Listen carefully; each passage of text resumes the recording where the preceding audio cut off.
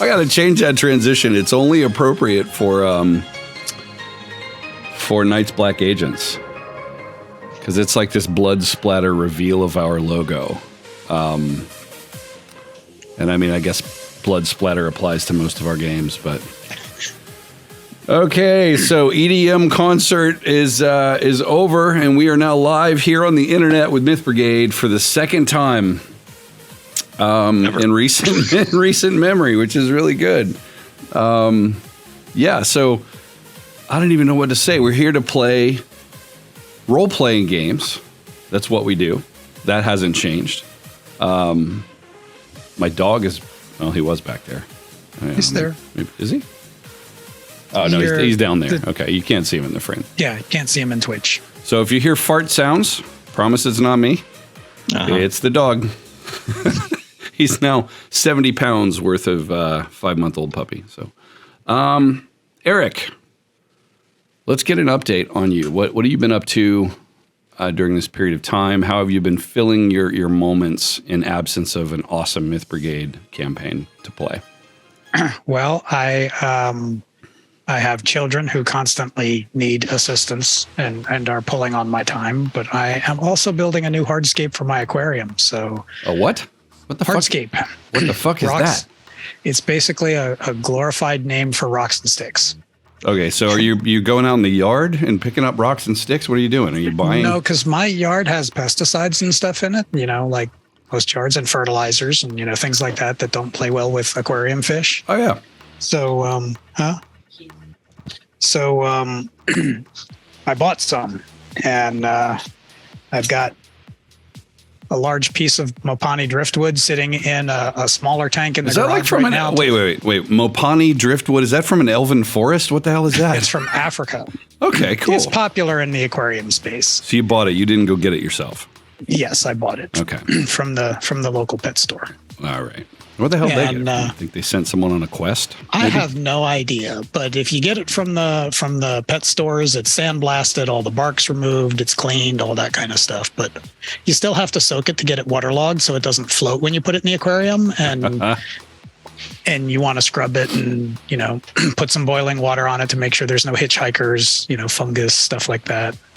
And I've got some lava rock that I'm gluing together into a formation. That is amazing. So it's quite a bit of work, and so this is my first time ever, and I'm not good at it yet. So this is how you're going to handle your empty nest syndrome. You're just going to get many more fish. Yes. And if your children annoy you enough, you can. I figure feed them my to children's fish. bedrooms are large enough that I could have some really big aquariums in there, and that's really weird, dude. Aquariums can turn into giant pits that you just pour money into. Yeah, Nice. kind of. Well, listen, we're glad you're here to play the second part of our first special edition of Vile Dawn. I'm going to move on to James, who I saw last night downtown. We drank some beer, so I know what's been going on with him, but the stream doesn't. So let's... Oh, shit. What happened to Eric? Did he go non-corporeal? Oh, there he is. All right. Closing the door. Yeah. So what's been going on with you, Mr. James? I'm just in cryostasis between games. Is that right? You played some Pendragon, so you've been thawed out for a couple days now, right? Yeah, it was good to get back into that one, too. Yeah. The winter phase, advance the characters a little bit. Nice. Interesting events. amazing. I'm starting my day with a sour monkey sour from Victory, but not in excess, for the record. Okay, so we are all here, and Thorg is here. Garrett will be joining us for when we bring the group back together, like second week of December for the rekindling of this campaign and carrying on to see what's in that mysterious Motel 6 room. For now, though, I know what's happening because I went this morning and I watched that episode on 1.7 times speed, 1.75 speed, which is really fun. We are so much more intense when you listen to us fast. 2 is better. Yeah. No, 2 is bad because in that one we were talking pretty quick. So you have to really focus. Yeah. Yeah. And given that I've got ADD, that doesn't happen like, ever. Like there's no focusing happening. So, Spectral Avenger, since this is your special issue, I'm going to put you on the spot and ask you, what, if anything, do you remember about the game that we played, 4 or 5 months ago, however long it's been? Bling! Turn off the lights. Let's get ready. I remember visiting Madame Zara, and I remember the title that we came up with for the episode. He has a ghost problem. Yeah, which I think I forgot when I was actually editing it. Maybe I didn't. I don't know. So okay, I'll get us there. So yes, I have some notes. Sitting around watching cable TV, internet TV probably, Donovan happened to be watching the daytime talk shows, and there was a psychic, a medium counselor by the name of Madame Zara, who professed to be someone who can solve ghost problems, hauntings, and such. Wanting to rid himself, maybe, of his ghost problem, Mordred decided that he wanted to go visit because he feels that Donovan, who, for those of you who haven't seen this campaign before, Donovan is in fact dead and he's a ghost. He's an apparition. So haunting Mordred, who is, Mordred. So you went downtown by the boardwalk. You went into this kind of antique mall, which was warded by Madame Zara's magic, which, as Donovan passed through that threshold, caused him to excrete massive amounts of ectoplasm. You dealt with the public in that situation a little bit, like a bad Bernie Sanders impression in some kid at a candy store. And I'm sorry if I'm sniffling in your ears, guys. I do have a cold, so. Then, after some time, while you were waiting for your appointment, Donovan, you were kind of going over this collection of clippings that you have, which you sift through with a pair of plastic tongs to avoid getting ectoplasm all over them. And there was one in particular that you were really fixated on, which was basically an article about, what's his name? Arnaldo Cortez. Arnaldo Cortez. Yeah, who was a former model. But he was outed as an officer in some sort of drug cartel. And so his career is kind of on the rocks. He's kind of gone into hiding, but he's known to have all these rapper friends and all this stuff. And something about that, you link that back essentially to the Cortez family by way of this van that was at the scene of your death. And you remember as the lights were going out after you'd been shot, you're lying on the ground, bleeding out, taking your last breath. You saw the assailant running toward the van, maybe, or just in that general direction. You're not entirely sure. But this has led you to sort of explore the van as a front for the Cortez family's drug operation. So you have made that link. You do know that there was, in fact, a drug-running van present, and the assailant took you down. You then went to your session with Madame Zara, who, with the aid of some interesting theatrics, like a little bit of a light show that was actually manually operated by her son Ty, who is also her accountant and billing person and web administrator for her patient portal, went into a trance and basically gave you the goods, right? Gave you the download of... Well, she didn't go into... She told you sort of that you are a revenant spirit and that in order to free yourself, you have to get revenge. That's sort of how it works. And usually revenant spirits have to get revenge for something that's happened to themselves or even a loved one. But then in her trance, she offered one really great piece of information, which was Lipstick Queen in her Jamaican accent. Lipstick Queen. So then off you went, essentially. So we'll pick up more or less where we left off. The chime has gone off on Mordred's phone, and looking in your email, you see you've got a notification from the patient portal that you've got a new bill for $4,800 because you only paid $200 cash, and the rest of the $5,000 service fee that Madame Zara has assessed for her services is still due. So here we are. Where are you? I don't really remember, and I don't know that anyone will care if we get that a little bit wrong. So whereabouts would you be? You've just left the boardwalk. Actually, I think we made it back to our place. That's what I was thinking. Because I have a note that Mordred did some searching for Lipstick Queen, you're right. Lipstick Queen, and found a registration for a yacht with that name. Yes. And adding the word yacht to his search, he found a picture of a rapper called Little Spank. On the bow of the yacht with Cortez. Good memory. And that was where we dropped it. Good notes. Okay, so yeah. So you're in the office area of your HQ, which is basically an IKEA desktop that you've purchased, and someone fucked up not realizing that it was only a desktop. Not that that's ever happened to anyone, but it does. So you prop that up with milk cartons, and you've got your laptop on there. And yeah, so you're floating over his shoulder, because I remember you were trying to help him with the search, sort of shoulder surfing there. So you're looking at this picture of Little Spank, who's got these multicolored dreads and the proper grill, mix of diamond and gold, and he's holding up a bottle of champagne. And there in that same picture is, in fact, Arnaldo Cortez. So what do you guys do? What's going on? You just see this picture. There's your man on his boat. His boat or somebody else's boat? Or a boat. It does say Lipstick Queen. Look up the registration sure. for see who, if I can find where that yacht's registered to. Let me see if you can do that. Check the lifestyles of the rich and infamous. Rich and infamous. Let's have, if you could, a sneeze in the microphone roll. Let's do. Shit, I got to get to my page, guys. It's been a long time, so please forgive if there's a little bit of page turning going on here. Happens once in a while. We're gonna use. There is a research skill. I don't know what that's. That sounds like a fantastic one. Let's do it. That's going to completely screw you over. Wasn't my intent.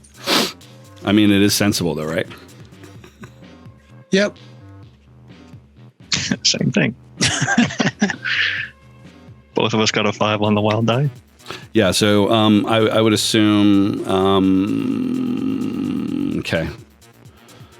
Yeah. So who? It's going to be James. It's going to be Mordred that's actually doing the research. You can kind of help, but without your tongs, you can't really. You'd completely ruin the keyboard with ghost schmegma. So okay, you do in fact find the public record of registration. It is registered to a person named Antoine Simmons.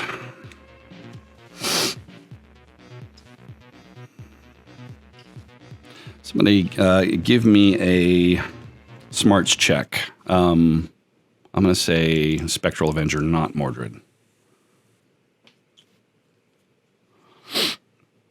Wow. You're going to have to tell me why you know this. But Antoine Simmons is, in fact, the real name, the given name for Little Spank. And why do you know this? It's like right on the top of your head. You're like, oh, shit, that's Little Spank. A super fan. I doubt that. No, why? It's likely that that the company that I used to work for probably had him at one of their events. Oh, what if like a Christmas party or something? More like a PR event, a big announcement. Okay, and why did that go wrong? Why? Tell me why it went wrong. It went wrong, and why? Well, it's probably not the best look for the grilled out rapper to be presenting a biotechnology company, and doing his single "Back That Bitch Up," right there, alive for okay. The partying scene probably got a little bit out of hand. Nice, cool. So maybe some police were called, maybe not, and I had to help smooth it over. So okay, I got it. So there is a slight connection between you and Little Spank, and it occurs to you that this is starting to bring back some memories that really weren't 100% there before. So yeah, you know that is in fact Little Spank's boat.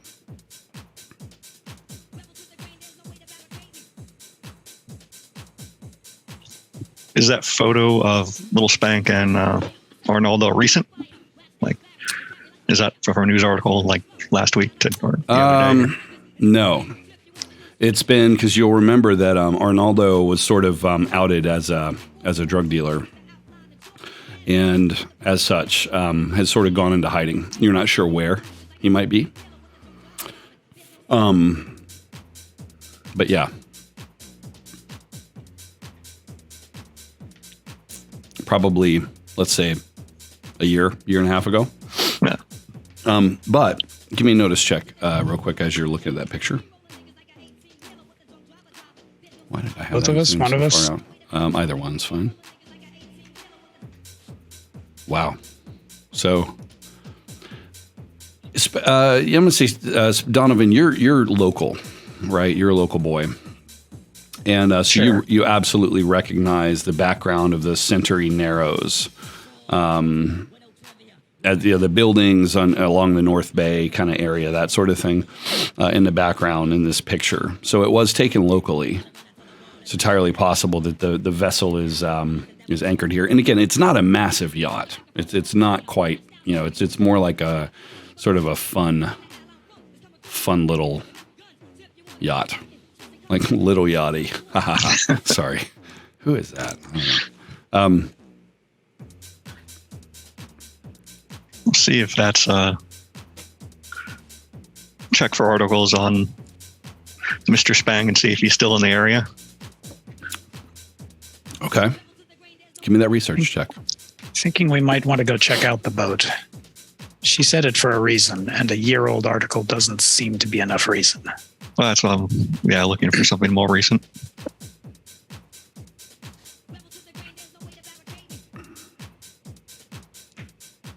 Oh, no. Yeah, so you find sort of like paparazzi style pictures of him in front of various homes. He's got a place over in Jersey. He's got a place out in L.A., on the Riviera, the French Riviera. Other than that high level, it's not like you find street addresses or anything interesting. See if he's on tour. Okay.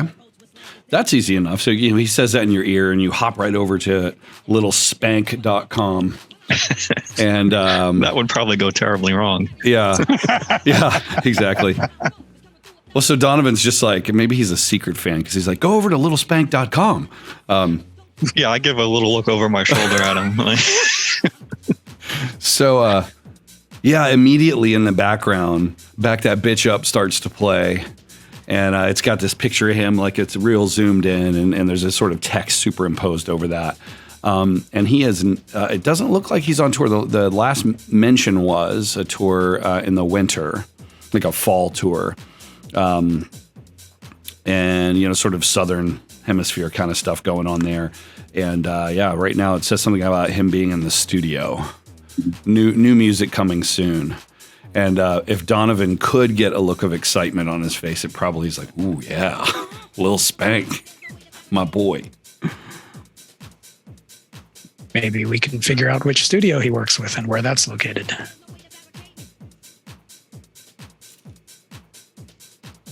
I'll see what I can find.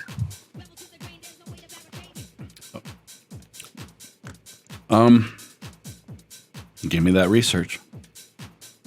Give me a sense of what you're looking for. Wow. Okay. just like what studio he's connected with and where their offices are. Yeah, Who so produces his. Yeah, so you find the record label that has put out his last, it's Freedom to the Grave Records. And apparently after a feud with his last record label, which led to a bit of a shootout downtown, right? And his bodyguard was killed in the process, Fatty Slims. Yeah, so you find that out, and I mean the studio is a little harder to get to. The last one was mastered at a studio in London, and the one before that somewhere in L.A., East L.A. So it's really hard to say.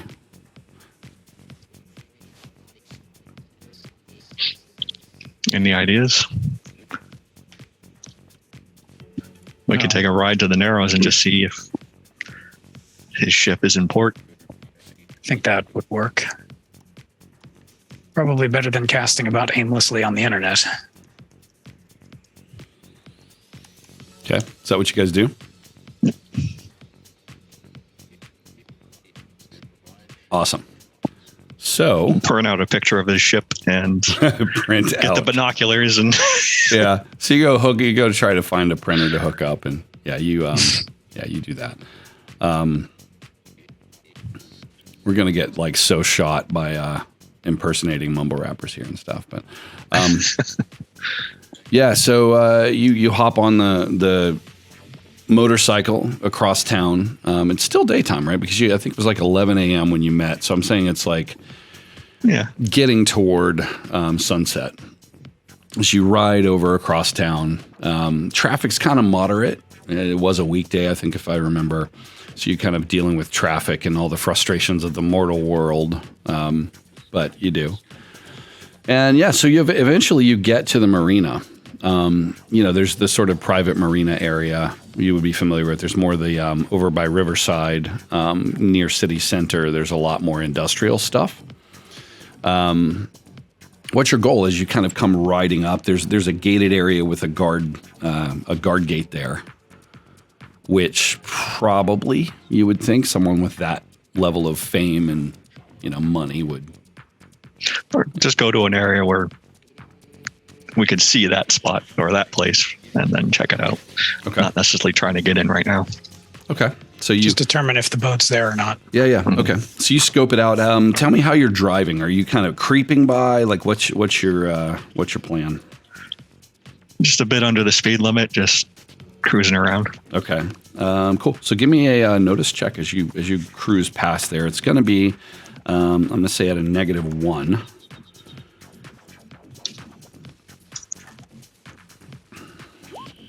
Wow. Did all right. Yeah, so you're cruising along with a 14 on that exploding D6 of yours. Cheating D6 of Mordred's. Guess I don't need one. I'm going to let you ask me 3 questions on that. What do you want to see? And I'll give you the truth on all 3 points, as long as they're not stupid. What? Well, they checking the harbor if that boat is there. Is it? Yes. You do, in fact, see it there. You hear it first, though. Playing his music. It is bumping. It's not his music. It sounds like Me So Horny, ancient song at this point, right, by Two Life Crew. But yeah, it's bumping, and there's a bit of a crowd there, it looks like, around mostly around the dock, and some people kind of up and, on the boat itself. Second question. Watching the crowd for a bit, just scanning across, see if Arnoldo is among them. That's tough. Yeah. You see, there are other male forms there as you're kind of cruising past, right? You see other obvious girls, dressed in sort of shiny outfits, kind of evening attire, right? It makes them, easily distinguished as girls. And yeah, you see some folks in like suits, kind of casual, not super businessy, right? But kind of evening attire again. There are a handful. The one thing you do notice is that there are a handful of folks who seem to be dressed more or less exactly the same. That was my next question. Like, how many people are there that are similar outfitted and are not participating really in the party, who like getting an idea for security? Yeah, in the drive-by that you do, you definitely notice that there's some folks kind of standing up on the boat with their hands kind of in front of them, sort of. I can't really demonstrate because I'm sitting down, but just with their hands folded in front of them, almost like a Secret Service would do, right, where they're ready to act or whatever. Probably, you think, I don't know, maybe somewhere between 8 and 10 floating around. Mm-hmm. Well, there's the ship. I don't know if your boy's on there. You want to take a closer look now or wait later?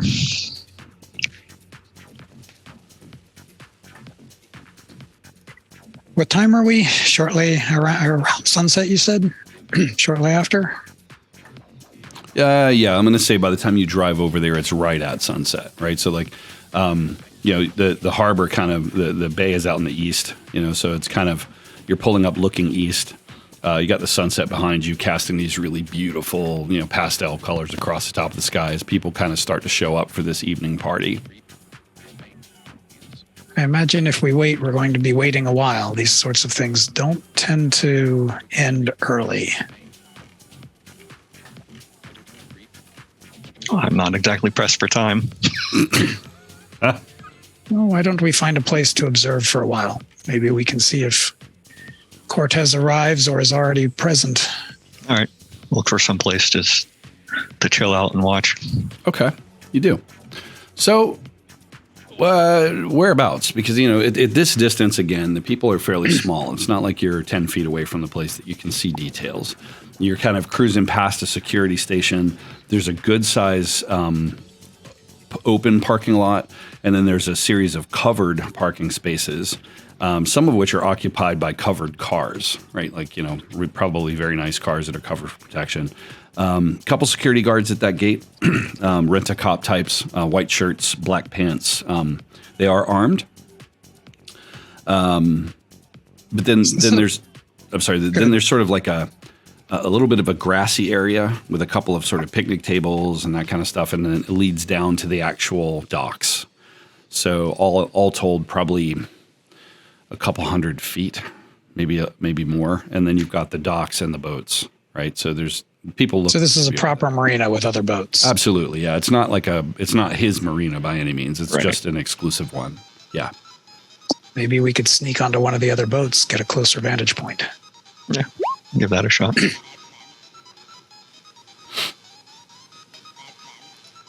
Pac-Man is playing, apparently. I look for one that's not so close that we would be obvious if we were watching them, particularly Mordred with his binoculars, but not so far away that we couldn't see, that doesn't have any kind of lights or activity, something that looks like it might not be in use. Oh, sure. There are a couple of those. In fact, like I said before, this is not the biggest boat here by any means. Yeah, you can just get into the cabin of like a smaller just fishing boat or something and just watch from there. Yeah, most of the boats here, because again, it is a private marina, most of these are like pretty nice, but some of them are obviously not occupied. Now, many yachts, crew basically live on them all the time. So keep that in mind. Give me a D6 roll. Might be why a smaller one would be good, something that might not be comfortable for the crew to actually live on if it's just docked. Got a 2. Ooh, a 2. What are we rolling? I was just looking for one D6 roll, so I've got that. Sorry. Yeah, so you pick a yacht, pretty good size. It's fairly dark. You don't see a whole lot of activity. There's certainly not like, parties going on. So, yeah. Why don't you give me some? Yeah, why don't you give me some stealth? Obviously, Donovan, yours is sort of unnecessary. I'm assuming you're still invisible. I'm going to make myself invisible, yes. If need be, I can just find a place out of the way and just swim underwater to the boat. That wouldn't give you much of a vantage point, but yeah, you could do that. Well, it's just getting to the boat. Oh, getting to the one that you're going to observe from? Yeah. Yeah, you could do that. You get out and just like shake your hair, like shake your yeah. So how do you get over there? I really don't care. Do you dismiss your motorcycle / horse? I leave it parked. Yeah. You leave it parked. Okay. Do you give it some water? Nice. And a feed bag. Where do you park it? Just out of curiosity, right there in the outside the security area? Because at this point, like wherever the people would park for the picnic area. It's all inside, so you've got to go through the security gate. Oh, okay. And then there's the sort of parking lot where people are parking. Like at one point or another, you see a limo pull up in there, right? Yeah, so it's kind of like that. Basically, everybody comes in to that gated area, at which point they can park their cars or get dropped off or whatever. So there is an external parking lot to the main marina, which you could park and walk. That's fine. Yeah, I just leave it there. Okay, so you do. $20 to park. Shit. You're running out of cash. Okay. And then what do? Do you swim? Is that your plan? Yeah, I'll just swim out there. Okay. So, Mordred, as you dive into this water, for one, it's kind of chilly, but it's okay. You're immortal or whatever. So, but what's crazy is Donovan obviously gets dragged in with you because he has to maintain a certain distance.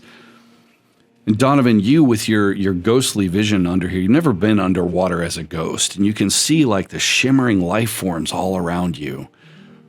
Freak the fuck out as you approach, and they're all just like, like scaring all the fish, almost to the point where some of them jump out of the water and create a bit of a weird swirl. Some of them trying to approach like they're really interested in what you are, and then it frightens them away. So long story short, give me a smarts roll, Mordred.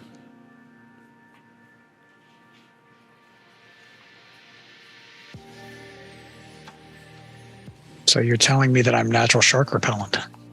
Quite possibly so, yes. Unless they're undead. We're still waiting on that roll? Who was rolling it? You. Oh, okay. Hold on.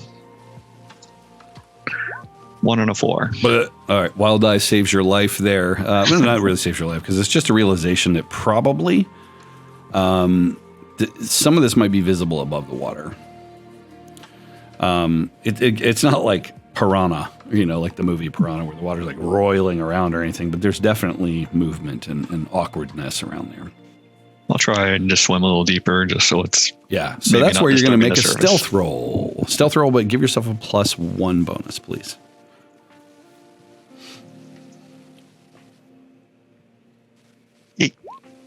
Yeah, okay. So you swim deeper. And there's a bunch of trash here in the marina. There's like all kinds of shit, like bottles, and you swim past, you notice like a Dom Perignon bottle. And just a whole bunch of stuff. Lost phones, So you swim all the way around, and obviously one of your powers, I suppose, is that you don't technically need to breathe, right? Right. Which, how cool is that? But yeah, you get to... Obviously, as you're pulling, you kind of look up, and through this sort of the refraction of the water, you can see the lights that are set up, and they're like proper concert lights on this boat, where they're going to have this party.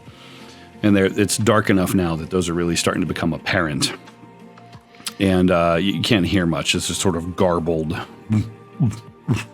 sound of the music. But yeah, you swim and arrive at the ass end of a boat, very large boat. Not one that you're just going to climb right up on, but you could swim around and climb up on the dock and then on or whatever. So I'll need a second stealth roll for that, please. We'll try and go like between boats on the dock there, someplace sort out of you as best I can. Okay. 7. Yeah. So you as you're coming up the dock, you find one of the service ladders, right, that's sort of meant to maintain the dock more or less, or get out in the case of an emergency. You're starting to climb up, and you see like some foot traffic, and you realize that it looks like some service people just kind of moving along, sweeping off the dock. So you wait for that to pass and then get out, and are now able to get on this other boat. Fairly large boat. roughly twice the size of this fun boat that the party is around. What do you do? So you... So how far away are we from the target yacht? Like right next to it. Oh, okay. Yeah. Well, you could probably skirt the boundaries of where you can go and just snoop around directly if you want. Who's talking yes, to you? where are you going to set up? The side closest to the boat. Oh, I'll just go find a spot where I can see everything. Being careful to make sure I'm not visible. Okay. So, interestingly, as you watch, there's a little bit of water. It's like this, not a full-on displacement like you would expect with a person, but there are some rivulets that actually have clung to him, right, in some way, like shimmering air. Honestly, it's not like I don't know. You can see him, is my point. In the waning daylight for a period of time. Like before he floats off, I'll scavenge some towels or something if they're on this yacht. Yeah. And then, doing that, you start to realize that as soon as you really touch him with a physical object like that, he starts to like snot everywhere because the I just like wave it through him. Yeah. Mop up the water. So you figure that out. It's a little grisly. You leave a bit of a mess for the staff to clean up when they come back to prep this yacht for departure. Again, it's literally like twice the size. And so you get up on the third floor, Donovan, of this yacht, sort of the top deck there. And there's this beautiful barbecue, like a full bar, huge seating area. It's a sun deck basically, and you can see down onto a little Spanx party boat, which is incredibly nice, but not nearly as big. You basically see that a lot of the party is happening on the dock, right? They've got like a tent set up with food service. The boat itself can only hold so many, so people are mingling all around. You don't see the host. You watch for an hour, right? With great patience, and you do not see the host. There are people milling around, going downstairs, coming back up. There's lots of loud music. I've helped myself to the bar on this boat. Okay, you do. You bust it open, and give me a lock picking roll. I'm guessing you can use repair. I would just smash break it the door. Dick. Okay. You smash open this guy's bar, and yeah, there are bottles galore in there. Normally they would take the bar service out, but this is like a locking cabinet, so you bang the lock off. Give me a stealth roll as you do that. With -2, because you're gonna have to wail on it a bit to bust this lock off.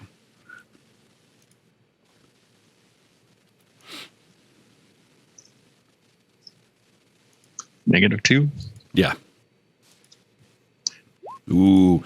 So you're like, bang, bang, Spectral Avenger. You hit it 3 times before the lock finally gives way. It's more the lock mechanism that folds across the 2 cabinets.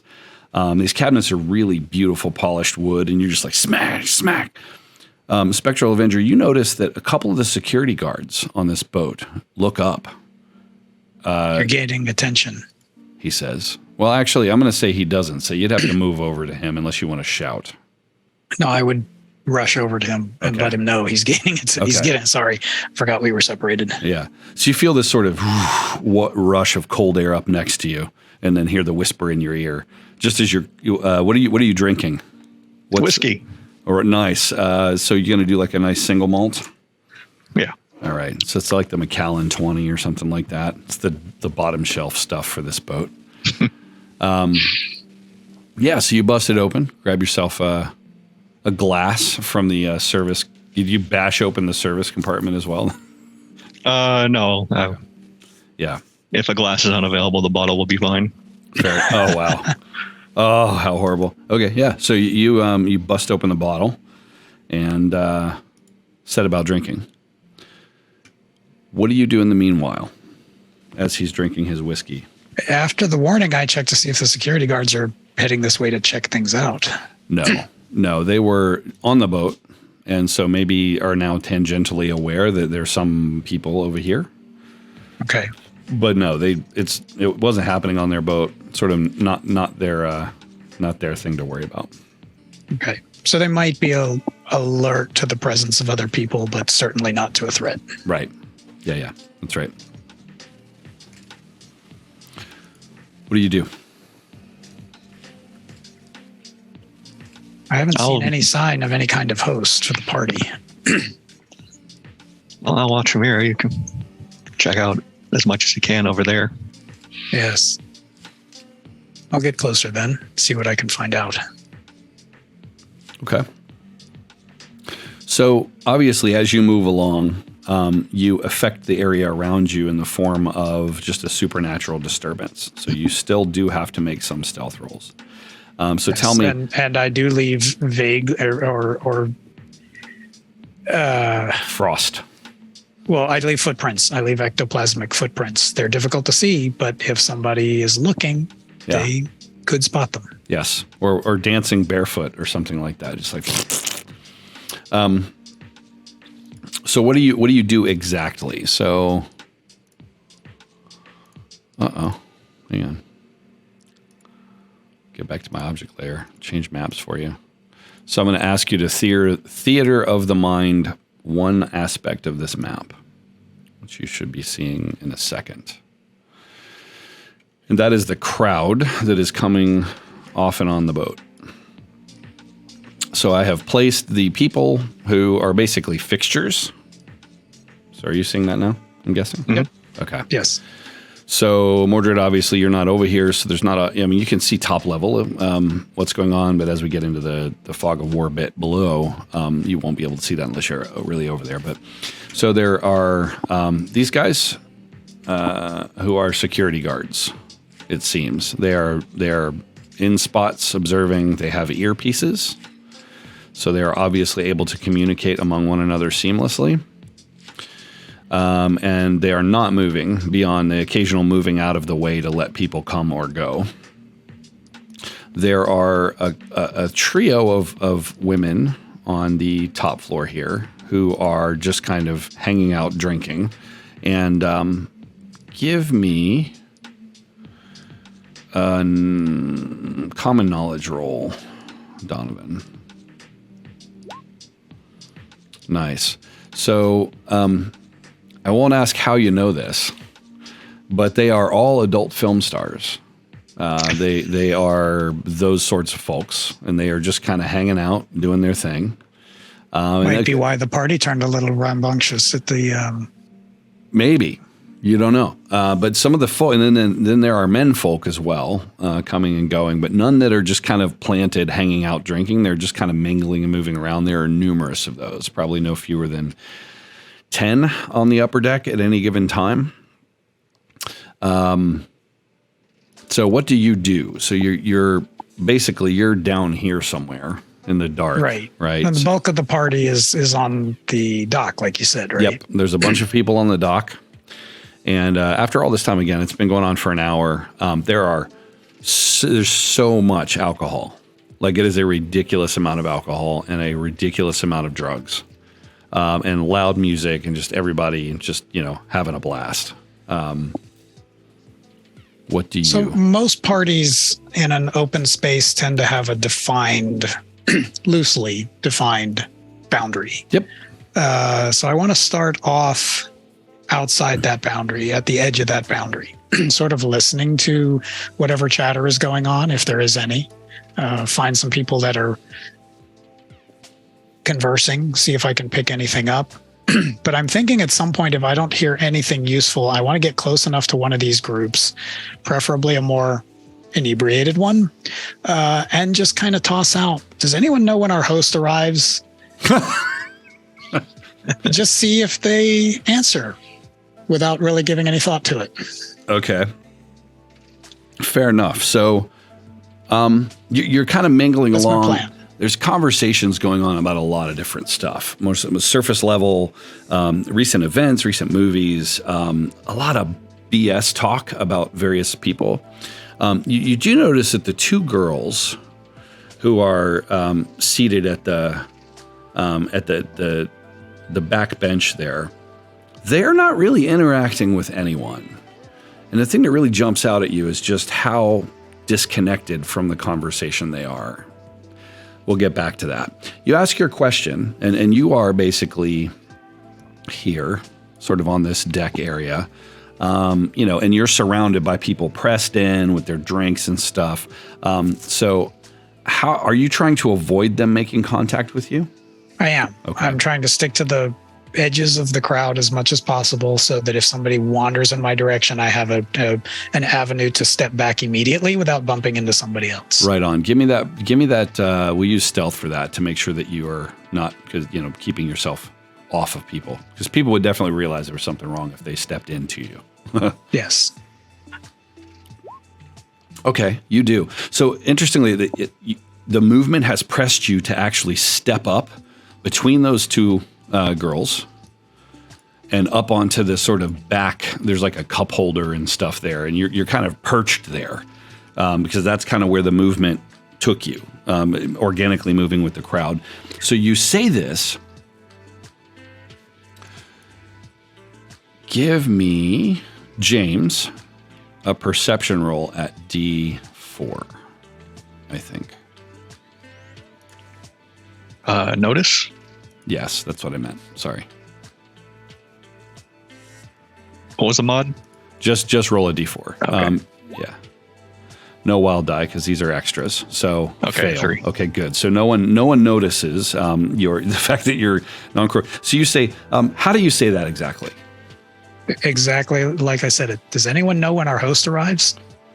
So there's a guy and a girl, and your voice is kind of like right uncomfortably close to the girl, who whips her hair around over her shoulder, blind drunk at this point, and with a little bit of white powder residue on her nose, and she almost spills her drink. She's like, "Bitch, he's downstairs. Jeez, where have you been?" And then she kind of looks, and she sort of just like, "What the hell? Like, where did that come from?" And then she kind of giggles and goes back to her conversation with this sort of handsome actor-y type that she's with.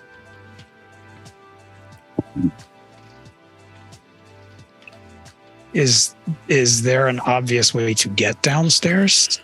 Well, there is in fact a little staircase. Little boat-style staircase that leads downstairs, yes. Are people coming up and down it pretty frequently? Oh, yeah. In fact, yes. Okay. And there's a security guy kind of like, he's standing right next to the captain's chair kind of thing here and monitoring people as they come and go. And you do hear him, he kind of touches his ear every now and again and says something as if he's maybe announcing people coming and going.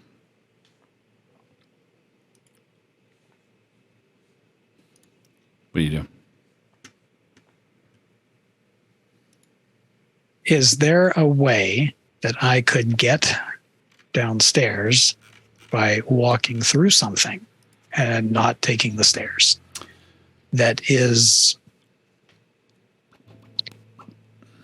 not in an obvious place.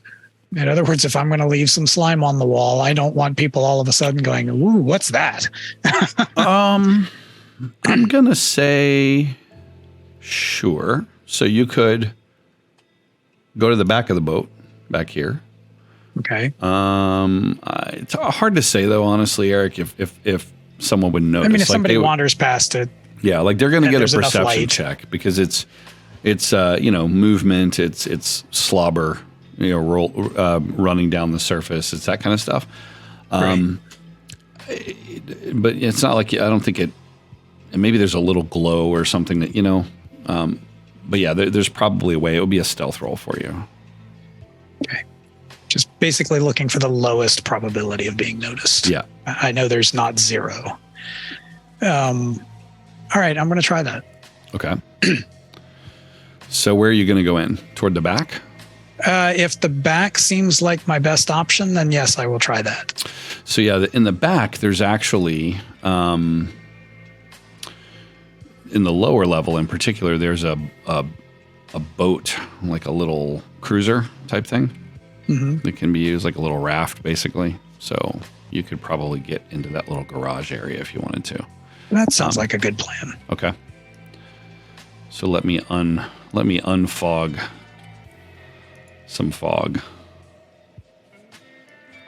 Boop. Had to do something else too. Fog. Oh, come on. In the comments below, if any of you use Roll20 and have experienced a horrible degradation in its performance, let us know and tell us what else we should use instead. Because I'm having like hardcore. I'm just going to give you the whole, whoops, hang on. I'm going to give you that apparently a very small chunk of space. There we go. Okay, can you see the ass end of that now? Yeah. Okay, cool. Yes. Yeah, so you're gonna, I revealed too much, but it's okay. You get the idea. So you're basically going to come in right, you step down on this bottom layer, right? And there's this kind of door that rolls up that, you know, you can pull this little skiff out with. So you try to squish your way into this back area? Yes. Okay. So, Spectral Avenger, where are you on this map? You're supposed to be on here somewhere. Huh. Hang on. I do not see myself. Yeah, I don't see you either. It says you're there. But I'm invisible, so. Fuck you. So. All right. So you're going to come in this sort of utility area. You see yourself now, I'm assuming? Yes. Okay. Yes. Can you move yourself? Or do I have to do some special? No, I do not have any control over it. May not have recognized you yet. Yeah. I apparently can't do anything with you either, which is great. All right. So while I'm figuring that out, what are you on about? Is there a crowd down here, or is this area? No. So as you come in here, no. This is more. There's some cabinets here. They've got some potentially some diving gear. It's just sort of a utility spot. Well, I'm looking to get further into the boat. I want to find where the host is hiding. Okay. I'm going to reload this page for me and see if it works. Because you need to be able to move you. Mordred, what are you doing meanwhile? While Spectral Avenger is poking Got my around? feet kicked up and just Getting sipping drunk? some whiskey and watching the party take place. Okay. Nice. Waiting for the shit to hit the fan. Yep. This is I've never seen. I wonder if they're doing a maintenance or something today. It is Sunday. It's a good day for that. I am literally dead in the water waiting for this to load. So I've got enough to work with. So Eric, what is Spectral Avenger up to? What's he going to do here?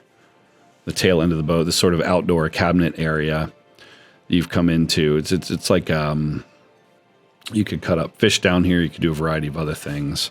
There's a door in the south. Can I ping that where you can see it? Can you see that? Yep, I saw that. Okay, cool.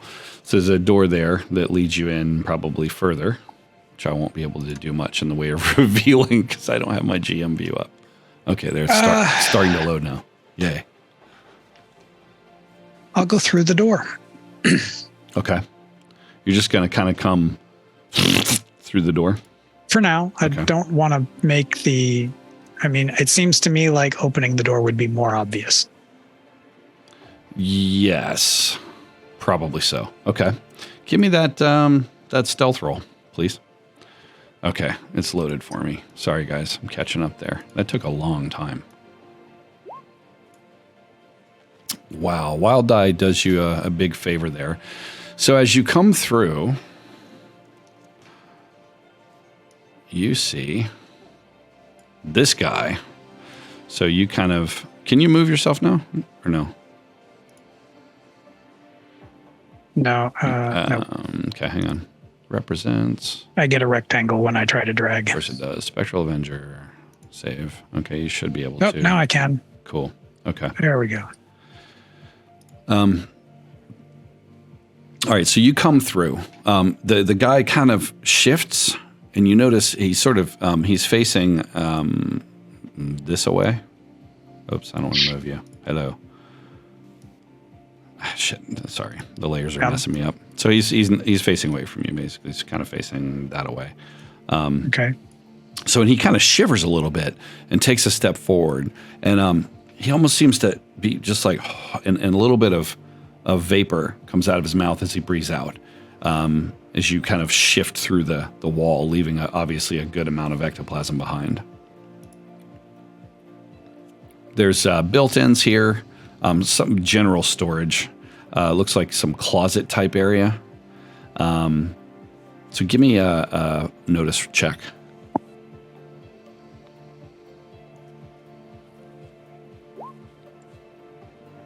So two things. You notice that this guy here, he is packing a weapon. Looks like some kind of 9mm. It's in a holster in his coat. He's wearing a nice suit coat. But in his right hand, he actually he's got some jewels. It looks like a really nice gold necklace. And as you're standing there behind him, he pockets that necklace, like super excited, like, oh, I've just stolen from this guy. The other thing that you notice is the unavoidable sound of lots and lots of sex happening in the other room. Okay. Because that happens sometimes. I'm gonna do a fog of war reveal here, if I can. Or is it fog of horror? Ha ha. All right, that's bad. Is there enough space for me to get between me and him? You could try. He's you're gonna dual rolls. He's gonna get a notice check. I think I'm just going to do some mind control. Okay. Okay. Checks. Let me check.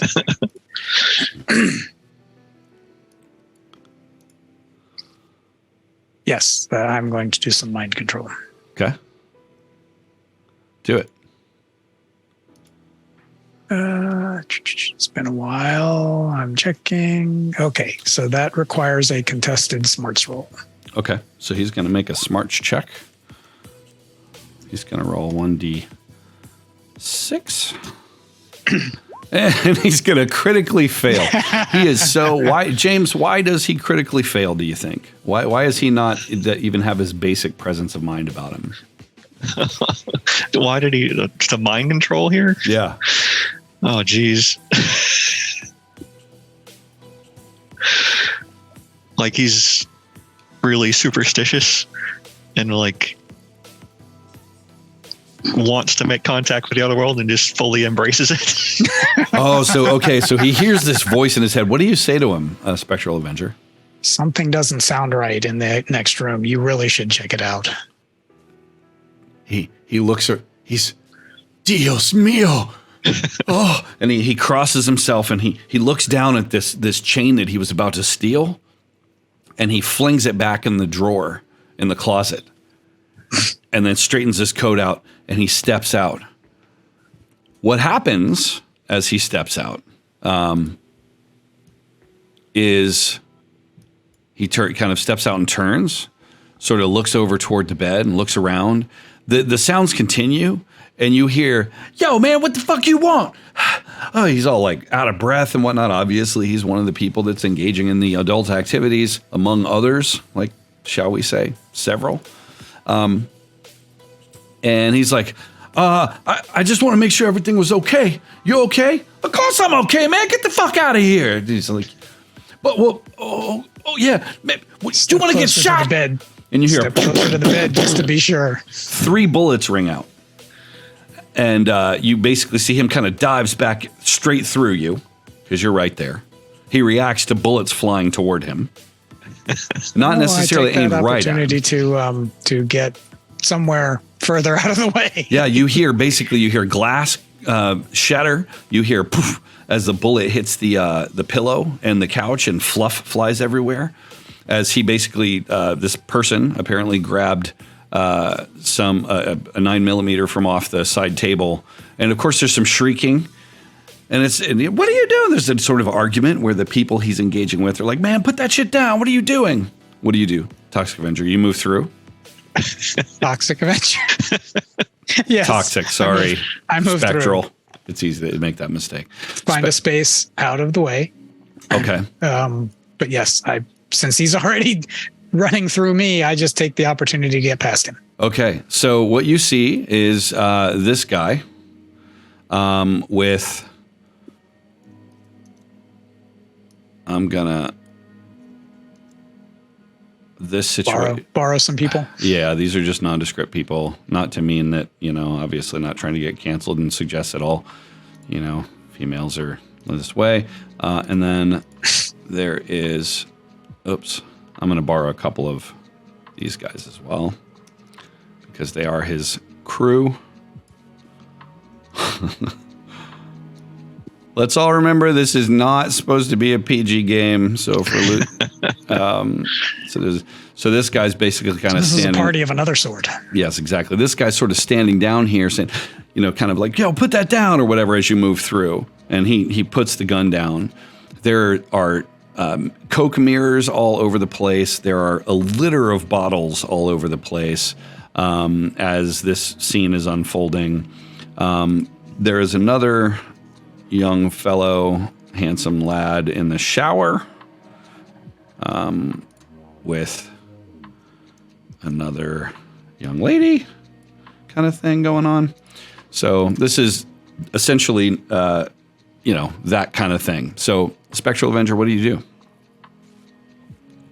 do? Is the guy in the bed the rapper? It's Little Spank. Okay. Give me a spirit check.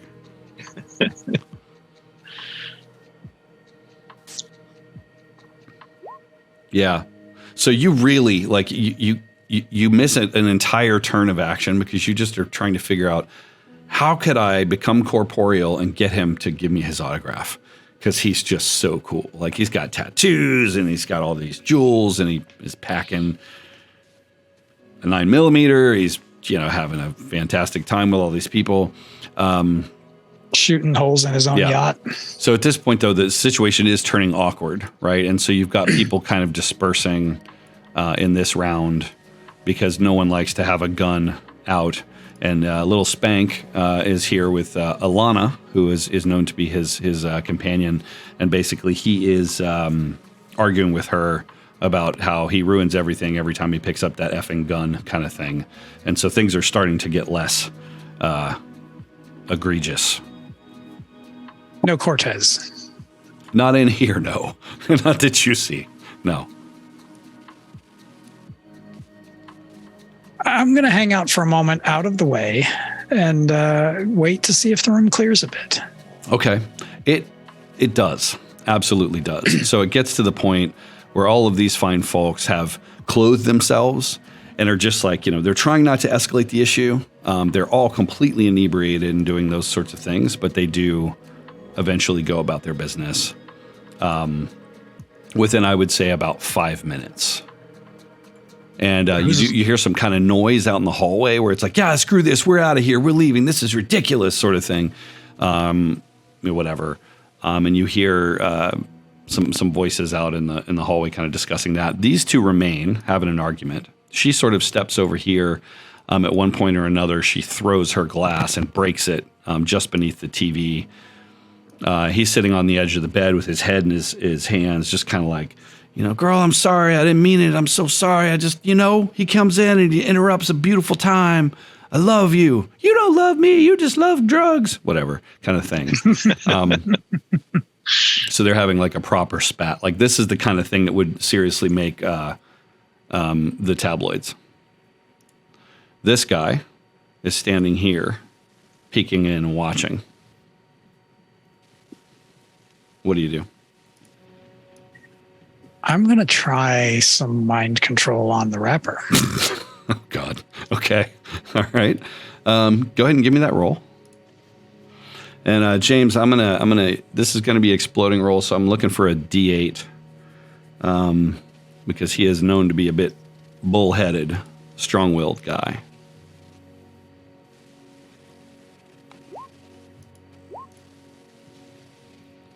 So no, okay. So he's sitting there, head in hands. What do you say? What do you? How do you connect with him? And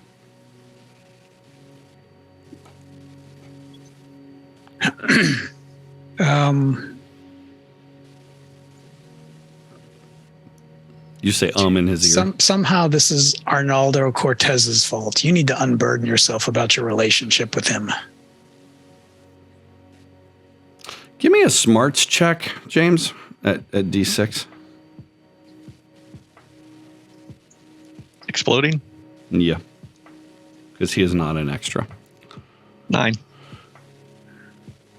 Okay, so interestingly, now that you're fused with his brain, your sort of advanced grammar may have been lost on him.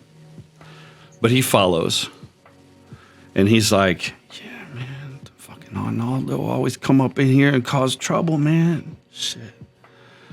I don't know if I'm going to hang out. Yeah, I ain't going to be able to kick it with me anymore, man. Fuck that. He ain't going to be able to hang around. That's it. I'm going to go tell him. Just get out of my face. Where's my phone? Where's my phone? He gets up, still nude, wraps himself in the sheet from the bed, offering you at least a little bit of a reprieve from his physique, from the waist down anyway. He goes over and picks up his... James, what kind of phone does he use? Freedom Mobile. What kind of device is it? It's good. You're muted. We're on the iPhone 30 by now.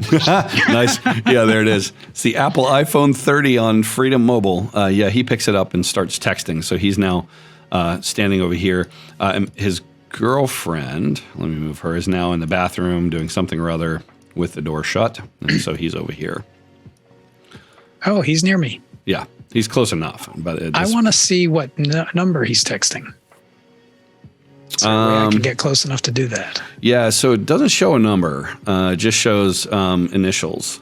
So it's AU.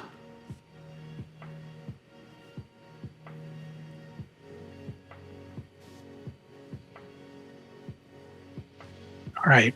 And it says, yo, MFer, basically. WTF, question mark. And he's like shaking his head like he's starting to get confused with what he's even saying. You caused this whole problem. And then you see the little ellipsis. Question mark. He seems confused. You're losing him.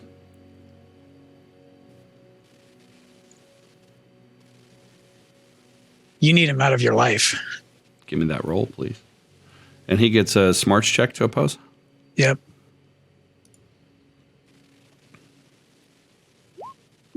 Uh-oh. Is that the D6 you want? Yeah. That's D6. Yeah, it's a D6 exploding. Well, he gets a smarts check anytime he's forced to do something anathema to his personality. And what were you saying? You need to get him out of your life. Okay. So he's like, we're not going to be able to...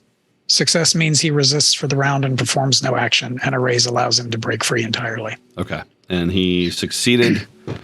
No, you didn't roll it yet. And I'm going to say this is against his character for reasons that I'm not going to go into, but yeah. Just because of this.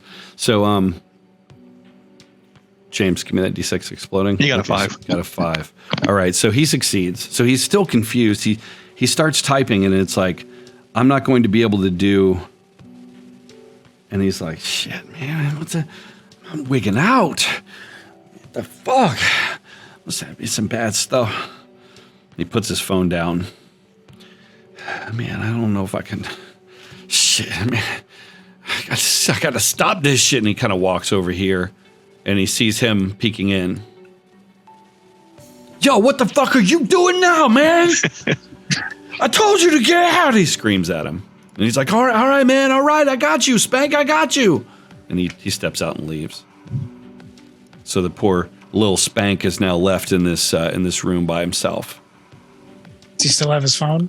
He put the phone down on the counter. That's his action for this round. What do you do now?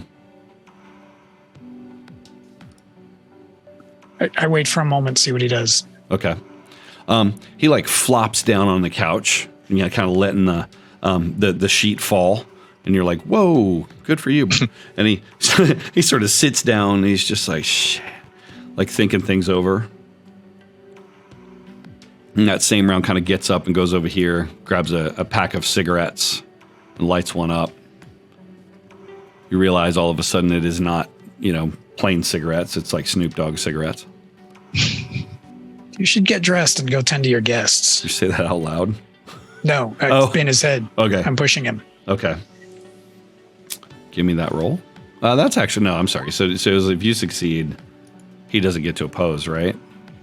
If it's not something that he wouldn't do.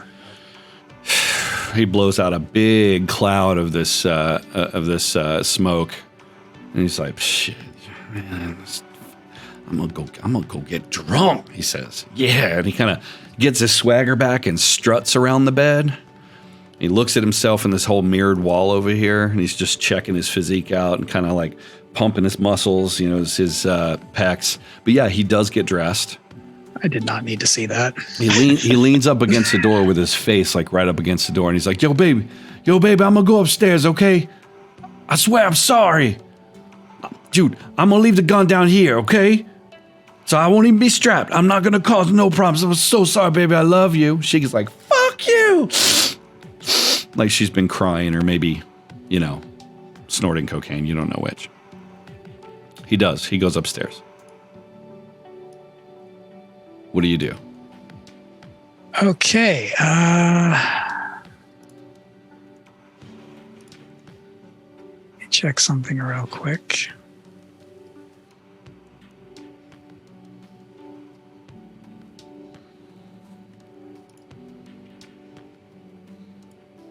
My invisibility is not tied to my intangibility. Right. So I am going to make myself tangible. Okay. And finish typing a message on his phone. Okay. Gonna say that because of the time that's passed, his phone has locked. Yeah. Just being realistic, right? Actually, okay. I'm sorry. I'm gonna be real. He would have grabbed his phone. Like no one doesn't grab their phone. So he's. I would try to. So he grabs his phone. I would, as he's reaching for it, I would try to push him. So you don't need that. You're gonna go Okay. Give me that roll. He's going to get a resistance roll at +2 though, because that is highly against his character. He lives on social media. Add 2 to that. So that was you. Did you roll 5? Yeah. Oh, okay. You rolled 5 before as well. Yeah. He stops and he's like, and then grabs his phone and leaves. Damn. It's like opens up whatever the replacement for Twitter is. Because we all know that's going down in a blaze of glory. Yeah, so no luck there. But he leaves with his phone in tow.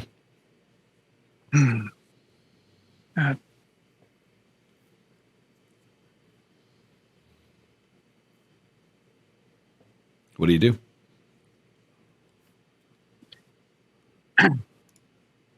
I'm going to follow him so I can check out the rest of the downstairs. At least slip through the door before it closes, so I'm not leaving residue everywhere. Yeah. So you go ahead and move yourself as he kind of closes the door behind him. Oh, well, if he closes it behind him, then I'm going to wait a moment. Okay. So you wait. Because I don't want to goop him. Yeah, exactly. Give me a notice check as you do that.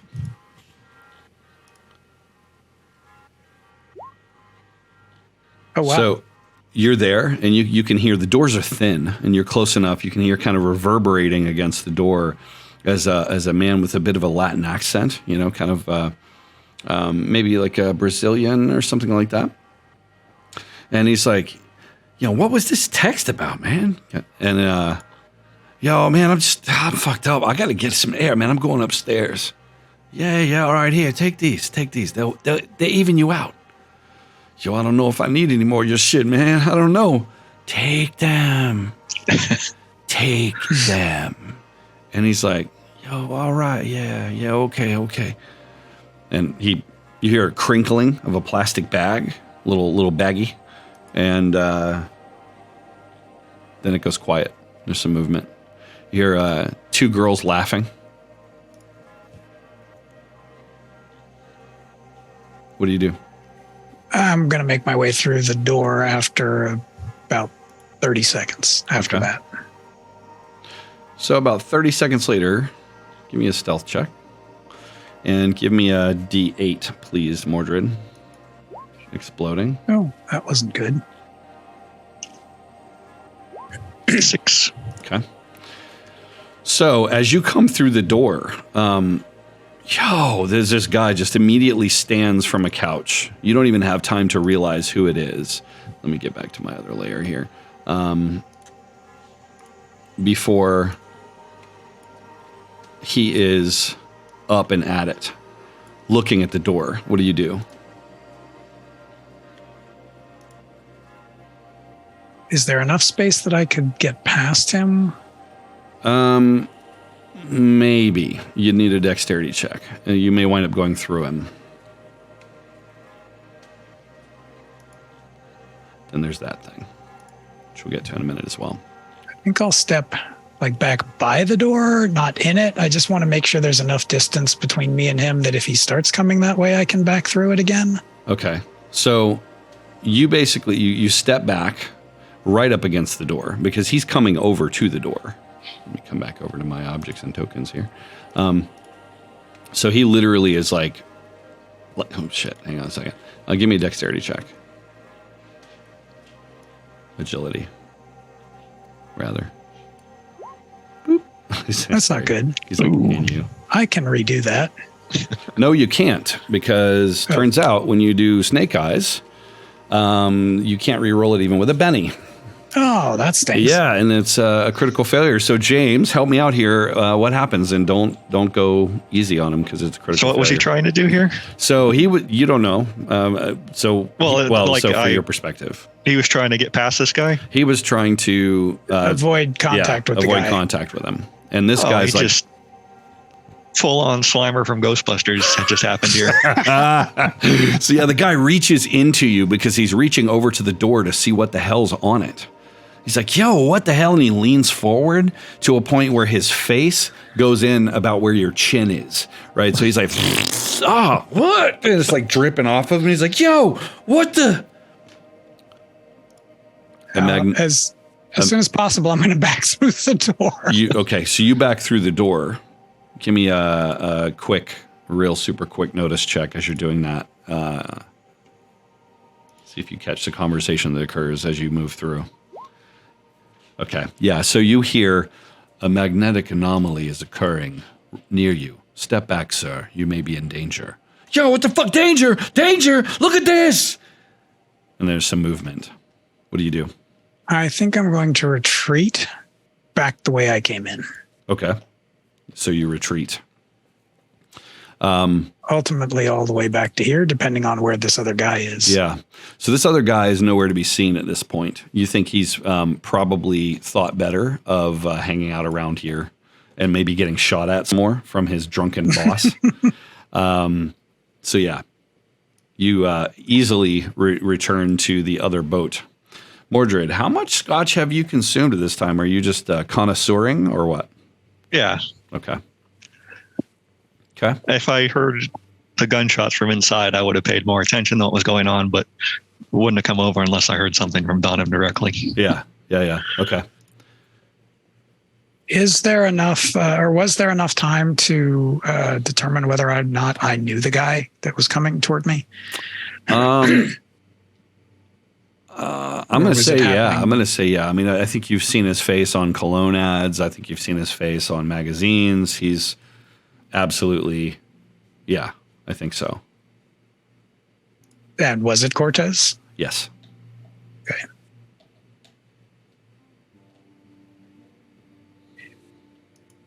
Now I can telepathically contact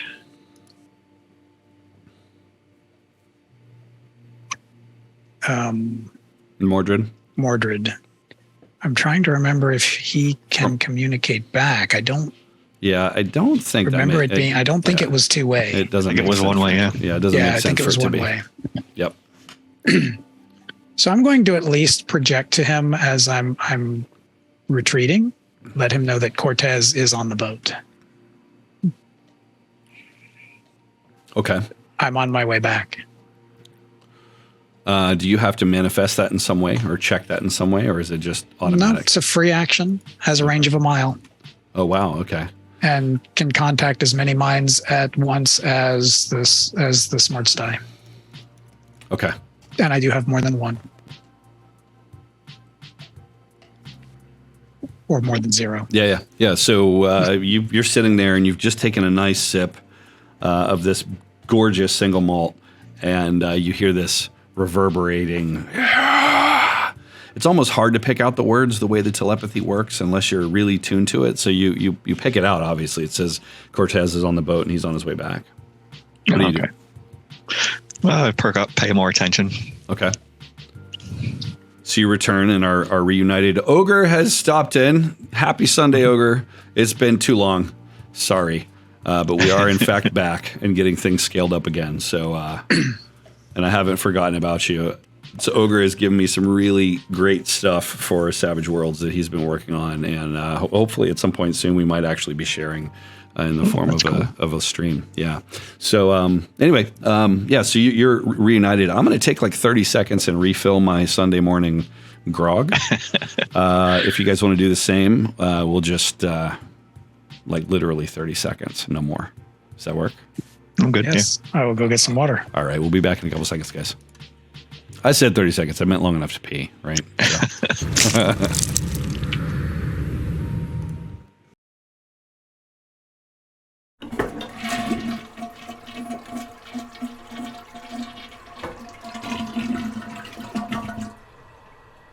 Wow. It is raining out there. And I almost slipped and busted my ass. Anyway, hang on. Let me get us back. Are we all back? Yep. Yay. How'd you spend your potty break? Let us know in the comments below. So this segment will be brought to you by Cosmic Crown from Cigar City Brewing. Not sponsors of the channel, which is unsurprising, but delicious, just the same. Oh, dude. Welcome back, Ogre. Thank you for subscribing to this nonsense. We're back on for our rotating Tuesdays, doing some Sundays, bringing back Call of Cthulhu on some Sundays. We've got a Christmas gathering coming up, or holiday gathering, since most of us are not Christian. That's probably an unfair statement, but that's my gut feeling. So all of you guys are going to be invited. So Ogre, Thorg, you guys are all going to be getting an invite. Come hang out with us on a Zoom meeting and drink the beverage of your choice. We're going to find some way to gamify that with like 20 odd cast members hanging out. So watch for that. If any of you happen to see this out there and you want an invite, as long as you promise not to show up naked, or I mean, you do what you want, but let us know in the comments below. I'll see the comment. I'll send you an email. Okay, let's get back to it. Where were we? So you have returned. You were drinking your beverage. Mm-hmm. Okay. So you found him. What's the plan?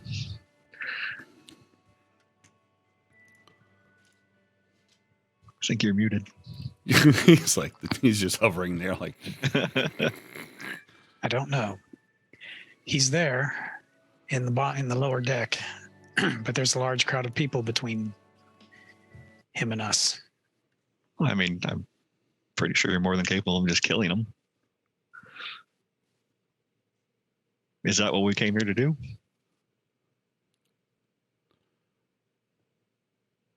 I think we need more information from him. Oh, okay. I haven't decided.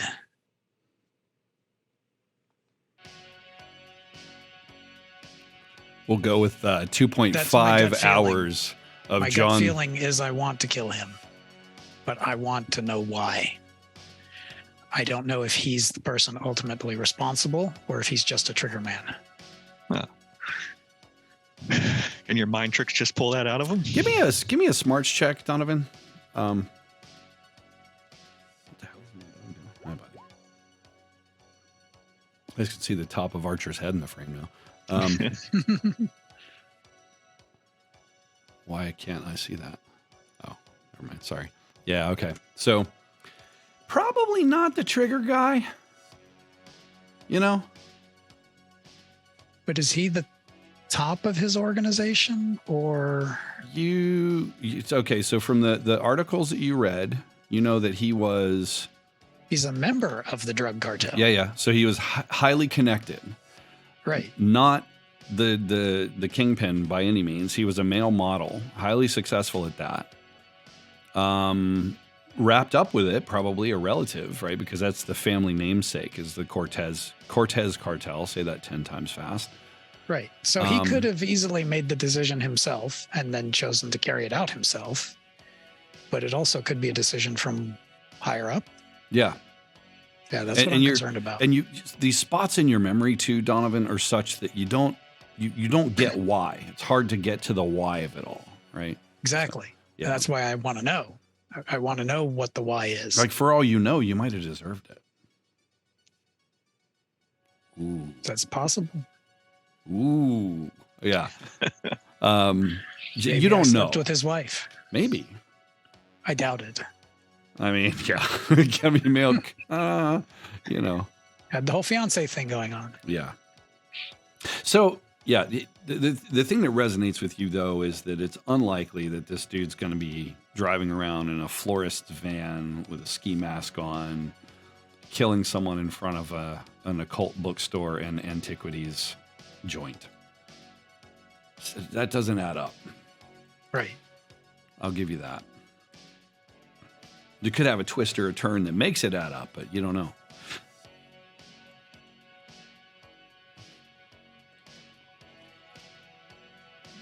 So I want to question him, and I don't know how easy that would be in this scenario. There was something else there, or someone else there, who was able to detect my presence. He said he called me a magnetic anomaly. You're like, I don't think I like being called a magnetic anomaly. It seems mildly insulting. Is there any way you can clear some of the people off that boat before, I guess, we go over there? I can try, but I'll be detected. Yeah, you glance over that way, Mordred, when you say that, and you realize that time is probably going to do that for you. Like, there are some headlights leaving, and like something's going on over there. You don't know what. All right. Well, the party seems to be dying down, so it'd just be him and some bodyguards. I think my presence also interrupted some of the party. Imagine that. Well, I did cause an orgy to be interrupted. And well, it was funny. Decided to fire off some. I have to throw this in there. We're like, we were in that scene, you know, and I'm trying not to be overly descriptive, but we were like ex-viewers, and it was like only the thick-skinned ones remain. It was a point of pride.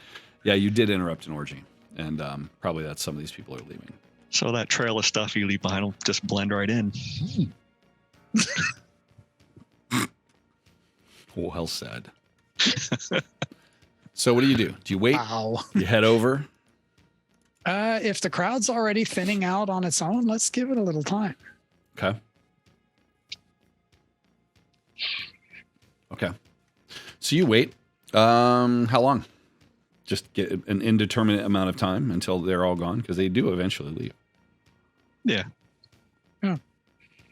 Okay. Keeping an eye out for Cortez himself to leave. Hopefully he's hiding out there and doesn't want to. But, yeah, so you wait for that. Interestingly, so... well, I'd not really wait for it, but watch for it. If we don't want him to get away, basically, in the throng. Yeah, so you wait. You wait and watch. After about an hour, like, suitable number of people have dispersed. The catering people are starting to kind of clear out the food. It is now like 2 a.m. Let's say you've been at this a while. Just to kind of fast forward some time, elapse some time. But there's still guards. There's still guards, and there's still some shenanigans going. You see a helicopter coming in. Flying in nice and slow, and you're like, wow, that helicopter's flying kind of low. At which point it lands, and you see Lil Spank and his beautiful girlfriend leaving. He's wearing this super weird furry coat type thing, and he's got his full gems. He's got like a Louis Vuitton backpack and stuff with his gadgets in it. And the two of them, while you watch, essentially step off and to the helipad and board that helicopter. Do you react to that, or do you let it happen? You don't see Cortez. Nope. As long as Cortez isn't leaving, I don't care if Little Spank does. It's one less person out of the way. Or one more person out of the way. Oh, I missed Ogre so much. So he says maybe this guy's a serial killer, and it's Juan Wayne Gacy is his name, or Pablo Sexcabar. It's fucking awesome. Thank you for that. So you let them leave. It's a very brief. There's a couple of goodbyes, and some. You notice like Ryan Reynolds is there. He's old now. I think he's an old guy. And he waves and says goodbye and wipes his nose clean. So most of the people leave. The scene kind of quiets down. Security is still present, though. Interestingly, you maybe would expect that. Wouldn't be the case. Some left. It's more mob security than anybody else, than anything else. Maybe. And he did stick his face in a ghost, so yes, he did. He's now concerned. Yeah. So this is kind of what the. By the way, I point that out to Mordred also. There was a little problem with my retreat. Cortez knows I was there. Obviously, the one thing detected me. Whoever or whatever it was. But also he noticed my passing through a door. They just and then got too close. Think something weird was happening. Yes. So he's probably on heightened alert. You want to try and sneak in, or just walk on board and fight our way down there? Or me fight my way down there and you just tag along? I'll help. I can help. All right. I don't think we're going to sneak. I think the guards are going to notice. Yeah.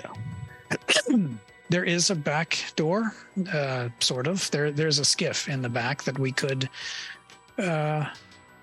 use to enter and maybe avoid the guards on the upper deck, but I'm sure one of the guards watching the lower deck will notice, so I don't know that helps a lot. No, I can try that then.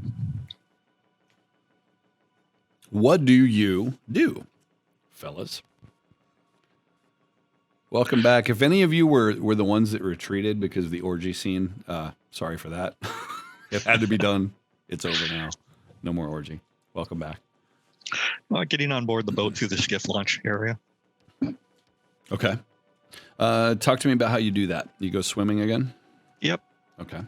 Give me that stealth roll, please. I'm going to give you a +1. Actually, +2. Should be pretty easy.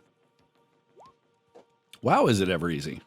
So you sort of dive in with just barely even making a splash, dragging the the Spectral Avenger with you.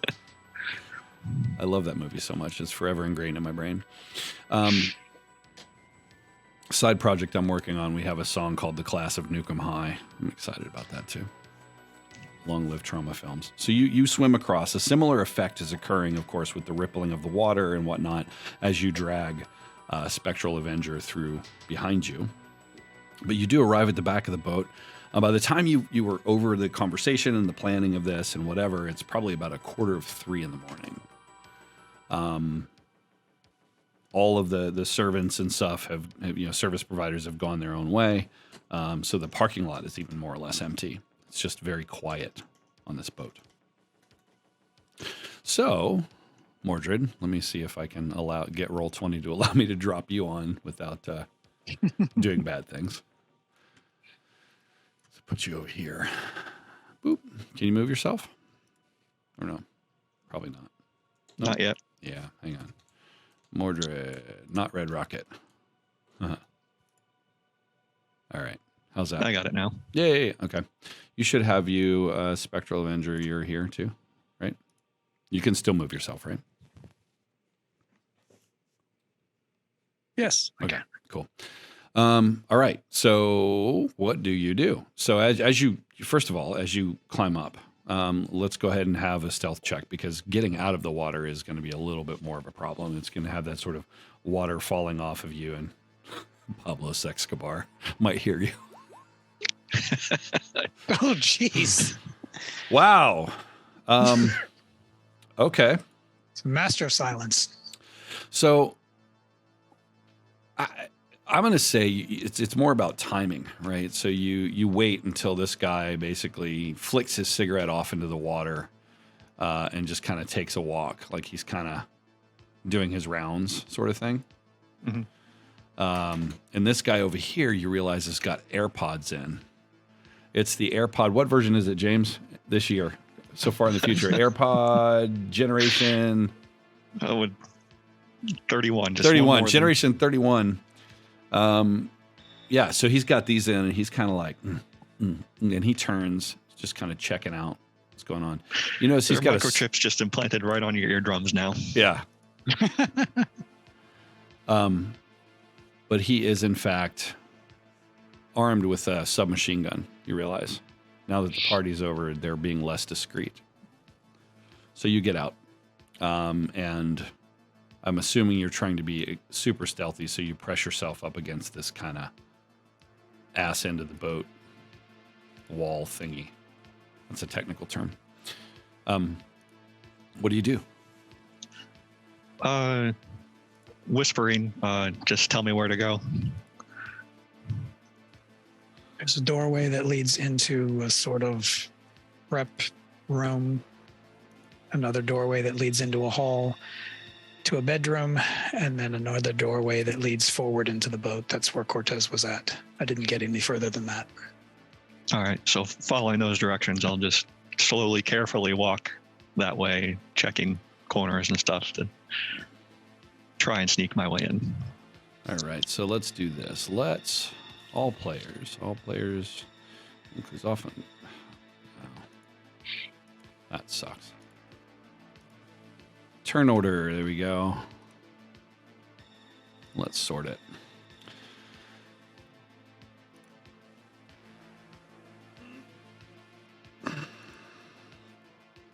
So first up will be Mordred. Okay, so Mordred, we're now in turn order just to keep things clean. So what are you going to do? You can move your usual distance and such, but if you're being stealthy, you got to cut that in half.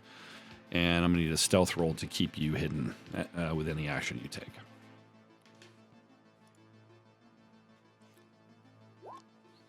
And what's my move? So you basically get 1 square per move, which would be in your character sheet, sort of toward the middle top.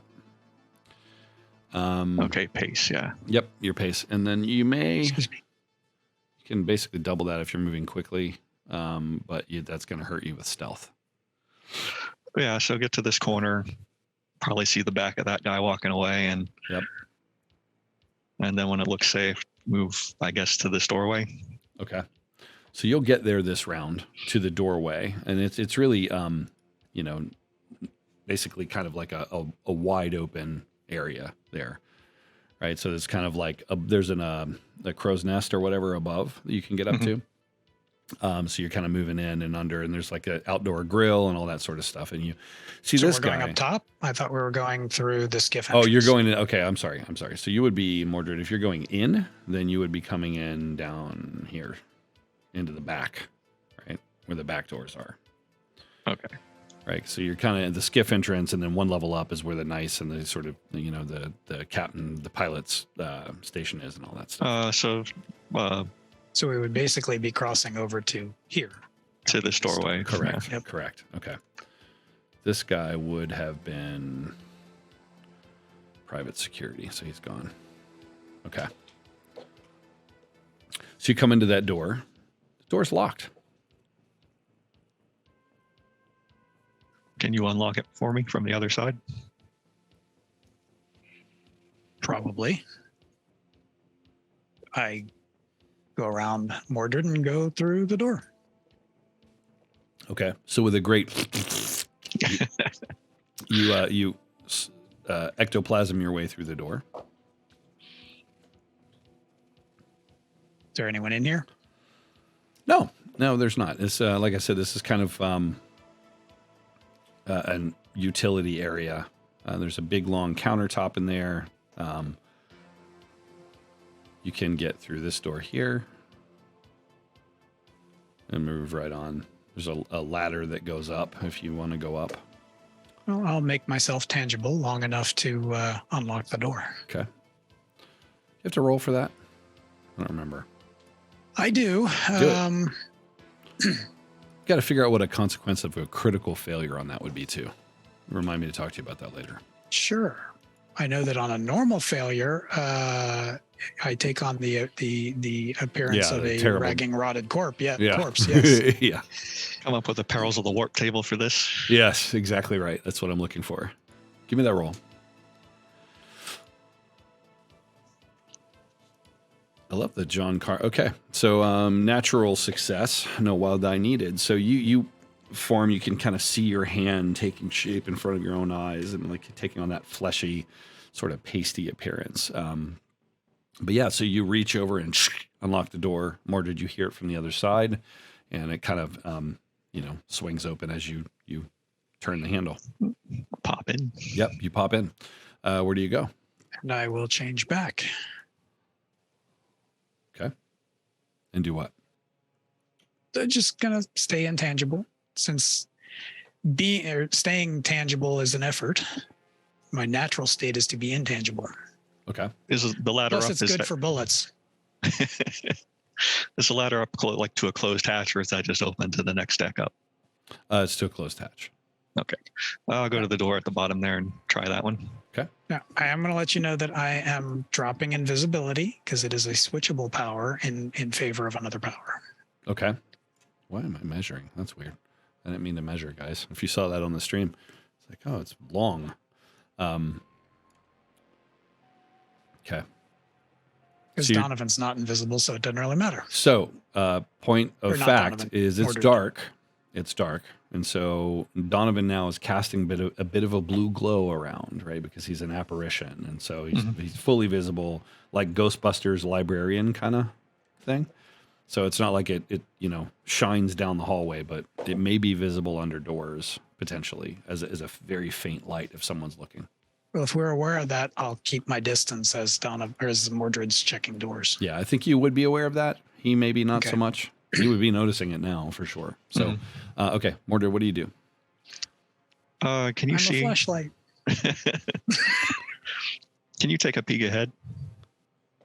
I don't want to open this door on somebody. I might be noticed. Oh, what did I just do?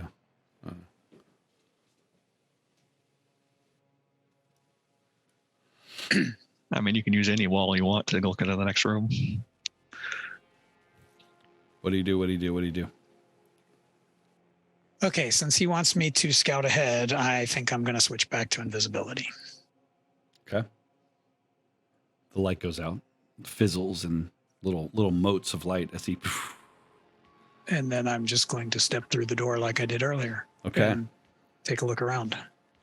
Cool. So let's do this. Okay. So you step through. The doorway here is closed. It is a locking pocket door, as you remember, but it is now closed. And standing right, well, the squares aren't lining up the way I want them to, but standing right on this side of the door is a guard. There is a, excuse me, a very, what's the word I'm looking for? Dim light strip along this cabinet, providing just enough luminance for him to not feel like he's standing in the absolute dark. Okay. And as you squish through, he's literally just kind of like popping his neck, rolling his neck around. And he kind of, he's got, notice he's got a pair of glasses on and an earpiece as well. Well, I will project to Mordred. There is a guard in front of the next door. He does not appear very attentive, but he will probably notice the door opening. I'll step back and wait. Okay. And that brings us to more I'm going to try to mind control him. Okay. Hi, buddy.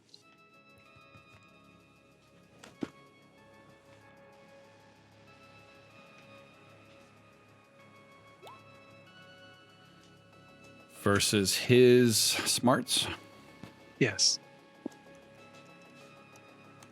Oops. Not roll. Ooh, sorry. Your success actually, you didn't get a raise or anything. So he actually, what do you say to him? Let me see how he Damn, reacts. you've really got to pee. Now. Yeah. That's funny. He kind of is like, oh man, this shakes his head for a second, kind of looks down at him, and it's like, kind of laughs, pops his jaw, and then stands. You can hear a snoring in the other room sound. Okay. Muffled, of course. It's not like, but fat bastard is not on the other side of the door. Yeah, he doesn't respond to that. Although, wait, if it's against his character, he gets a resistance. Okay. So he gets to roll initially. Okay, so never mind. And then if it's against his character, he gets to roll every time. Yes, he gets to roll again. Okay. Got it. So yeah. He just he Excuse me. He kind of stretches a little, like maybe he felt the urge, but no, he stands still. You notice that hung at his side is a submachine gun on a strap. It's like a MP5 type thing. I'm going to try again. Okay.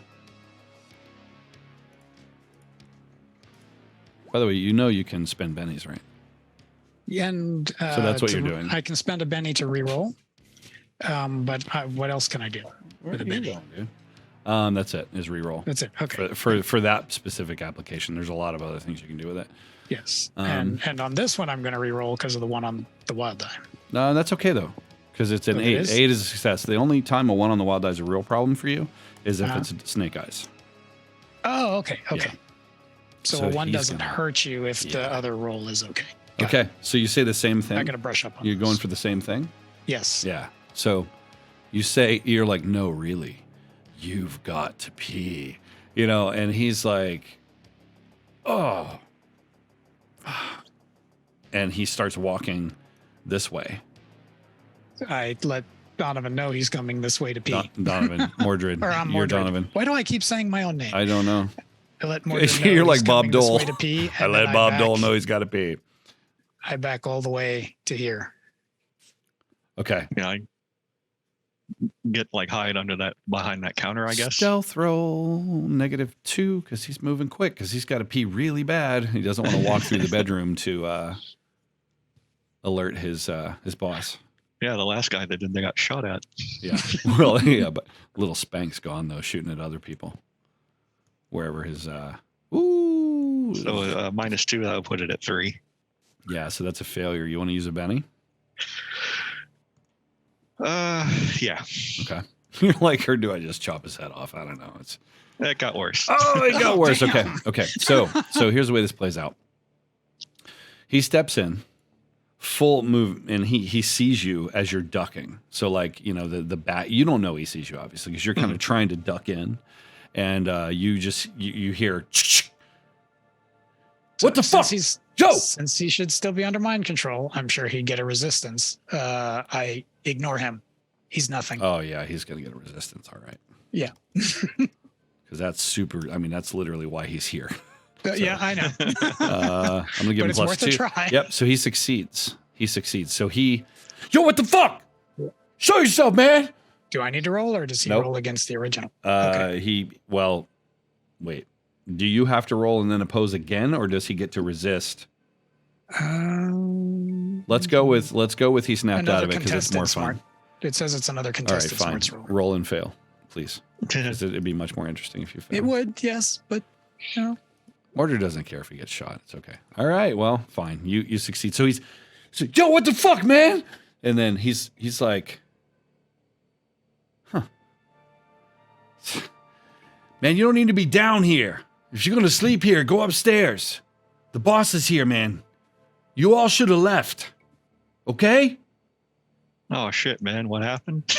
Fucking junkies. Have a good night. I gotta piss. Man, He lets his gun slack down next to him. I hate you for succeeding. I wanted to shoot Mordred. Okay, fine. Sorry. He pees all over Mordred. No, he doesn't. Yeah, so he goes, in his movement action, he's going to go stand on the edge and see how far he can make the arc go. So you will have, I'm going to give him 3 rounds because he's got to get out there and do his thing. Second round, he's going to spend trying to figure out why he doesn't actually have to pee. the third round would be his return. Okay. What do? You lock the door. Yeah. That'll slow him down. Okay. And do what? And go in through the next door. Okay. Yeah. So you move in here.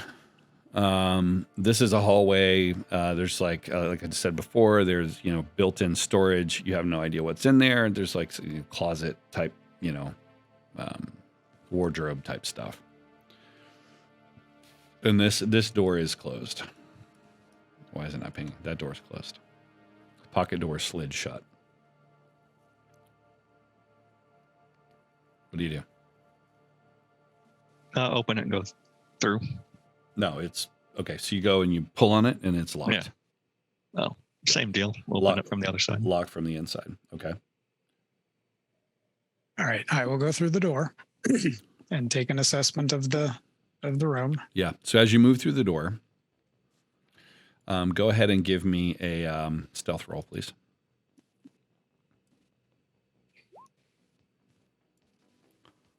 That I should probably reroll. You spend a Benny? Yes. You've spent 2 now, right? No, the roll I did earlier was waiting another round to try again. Okay.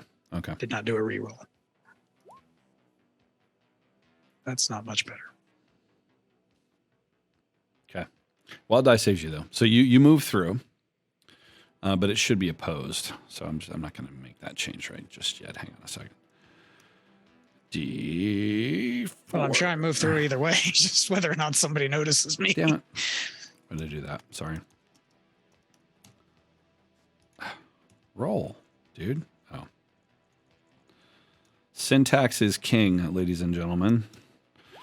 All right. So you are not noticed, but you come through and you find there's a dim light coming. It's like one of these around the top ceiling pan lights that's dimmed all the way down. So it's not dark in here, really. It's very dim in here. Okay. This young lady is sitting up on the edge of the bed, and she has in her lap a mirror, and she is snorting a line of some sort of white powder up her nose. You can guess what that may be. Your friend. These days, there might be new designer drugs. Yes, exactly right. It's cocaine version 13. Arnaldo is sleeping, and he's sort of cuddled up with this young lady over here who may or may not be sleeping. She's not facing you, right? But this girl is very much facing you. And the mess that you've left on the door now oozing down the door. It's literally just like kind of down the door. Could catch her attention at any moment. I'm going to allow her a notice check against that for 2 rounds until it vaporizes.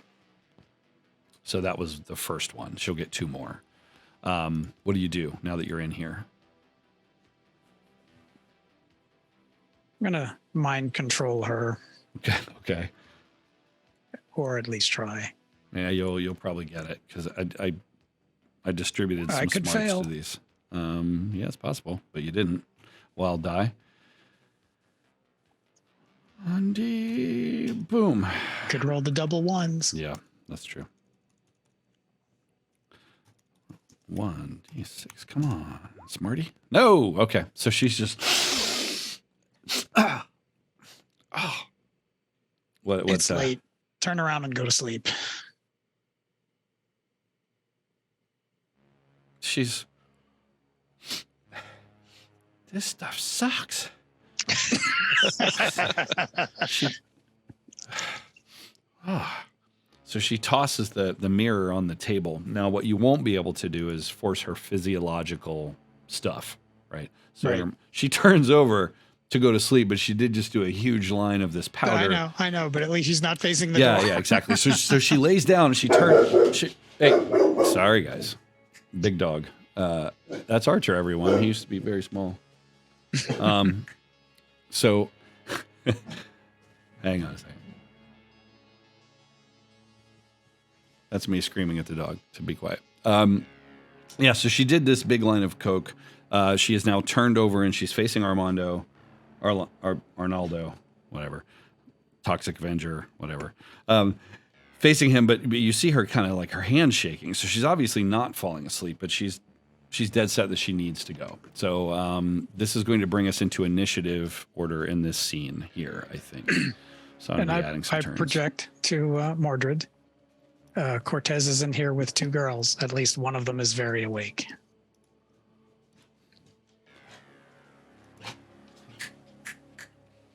What do you do? Mordred, you're up I'm next. going to make myself tangible and unlock the door. Okay, so you have It's my acted plenty. So I said when it's my turn. Yep. Mordred, what are you going to do? I was just waiting by the door, and when I'm able to open it, and come in. Okay. So you are going to, it is unlocked. So go ahead and you enter and do what? Dude. Close it behind me. And did you say you made yourself visible, or are you still invisible? No, I'm still invisible. Okay. So I haven't unlocked this one yet, right? We're still waiting on that. Yeah, I'm waiting on that, actually, yes. Oh, Okay. So we'll elapse that time, though. It's pretty non-eventful. It's a free action. You just reach over and, well, you have to make yourself corporeal. I have to right? make myself corporeal. Yeah. And then not again if I'm going to keep doing that. And you have to manifest that, which Yep, you do. So there's that.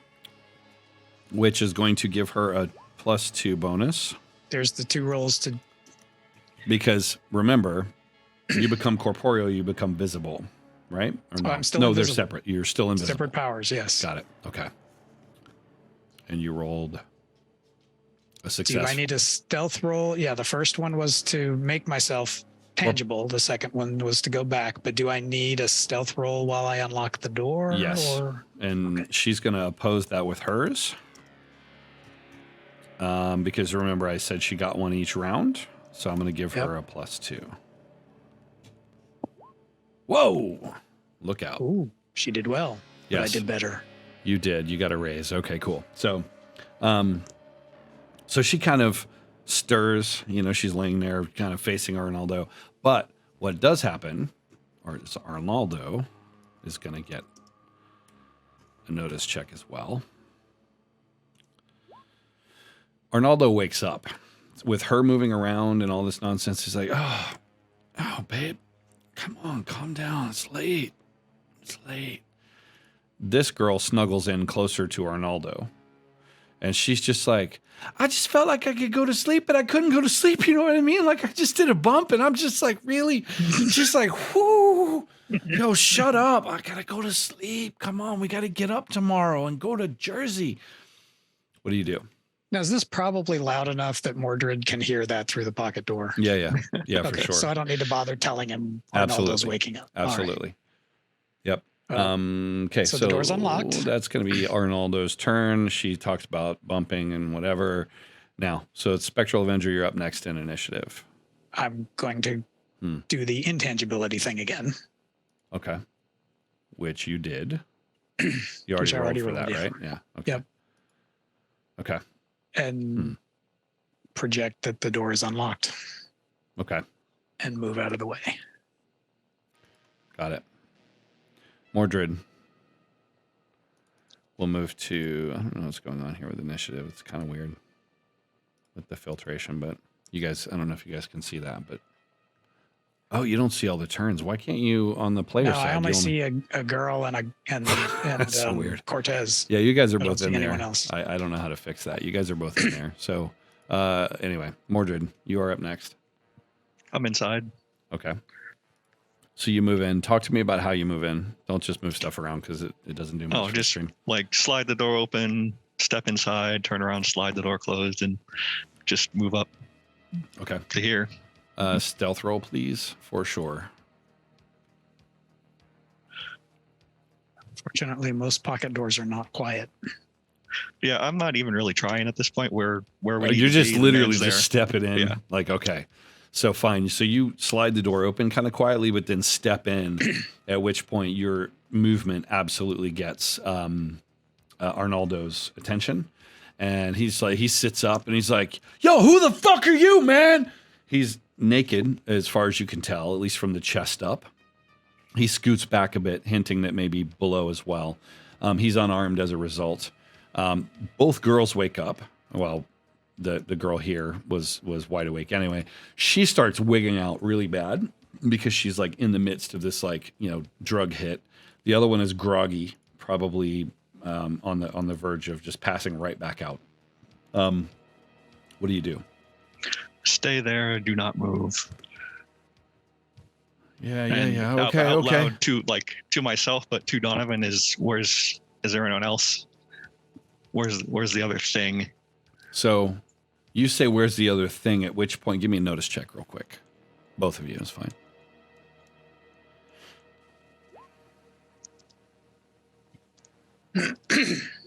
Seven. So both of you here. The magnetic anomaly has returned. Sensor readings indicate proximity is unsafe distance away from the master. At which point, this door opens, and this thing kind of comes walking through. It is basically a metal person, right? It's got obvious joints with some like C-3PO sort of circuitry, pistons, and that kind of thing, replacing the tendons and whatnot. But its silver face is like really just this kind of gaunt, emotionless mask, and then lots of little blinky lights behind it as it moves in. Request instructions from the master. Kill them! Kill them all! Hearing voices, but not entirely. Well, he only heard your voice, right? So kill him! Kill him! Kill him dead! Or whatever he says. So that will put this critter in the initiative. What do you do? Abomino. What do you do? Manifest the sword. Okay. Your sword appears. What does it look like? Remind everyone. Oh, it's just a really big. Ogre says cocaine should have given her +2 to notice, and she's right. He's right. Yeah, you're right. Sorry. Really big, fancy sword. Like really big, fancy, like Voltron, like ridiculous big sword. It's like, yeah, it's a two-handed sword, and since my character is kind of short, it's only like it's essentially the size of himself. Oh, that's ridiculous. You're one of those dudes. You're like a WoW character. Okay, I see. All right, fine. So you manifest your sword. That's gonna suck in close quarters like a boat. Yeah. So I'm gonna deal some cards and recall them. I wish there was a script that would actually. I could probably automate that, but I wish there was a script that would just automate this, like new round button. Here we go. Come on, roll 20. There we go. Ooh, someone's got a joker. We can't tell who. I can't help you there. You should be able to see your own, right? No, I don't. I'm don't sorry. See mine. I can't fucking help you there. So, okay, here's the way this. Yeah, here's the way this works. So you, Donovan, have a joker. So for this round and this round only, you can decide when you want to act. So I'm going to try to be a good GM and ask you before I ask the next person whether or not you want to act, and you say yes or no, and we move on from there. Mordred has the initiative. What do you do, sir? I got the sword. You do. Sword. Just strike down this robotic abomination. Nice. All right. Well, the robotic abomination is excited that you're going to engage with it. Go ahead and make that roll. His parry is... Wow, I've never seen that. I've never seen that before. So you fail. Yep. And you spend a Benny. Yep. And you fail again. Yep. Oh my God!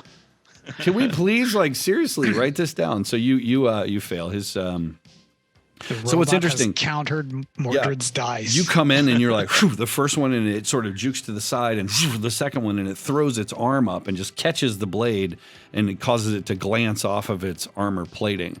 At which point it says unnecessarily, as robots in comic books will, threat assessed, changing weaponry. And it proceeds to aim something at your face, and it will do something when it's its turn. Now, you do have movement that you can, you moved. No, I'm sorry, you don't have movement. So that concludes your action, sir. So the young lady here is going to flee. So she's going to take her Good full plan. Yeah, she's going to take her full movement and basically make it to this door, at which point she will encounter this guy who is frantically this is obviously meta, but he's rattling at the door like, "Yo, let me in." And so she's going to deal with that. Next up is Arnaldo, who is going to Can I do something to him? When it's your turn. Oh, you can, because it's your turn. Yep, you can. What do you want to do? I'm going to try mind control on him. Okay. Before you say what you're going to do, let's just roll that and see what it is. Go ahead. Yep. So he's going to explode.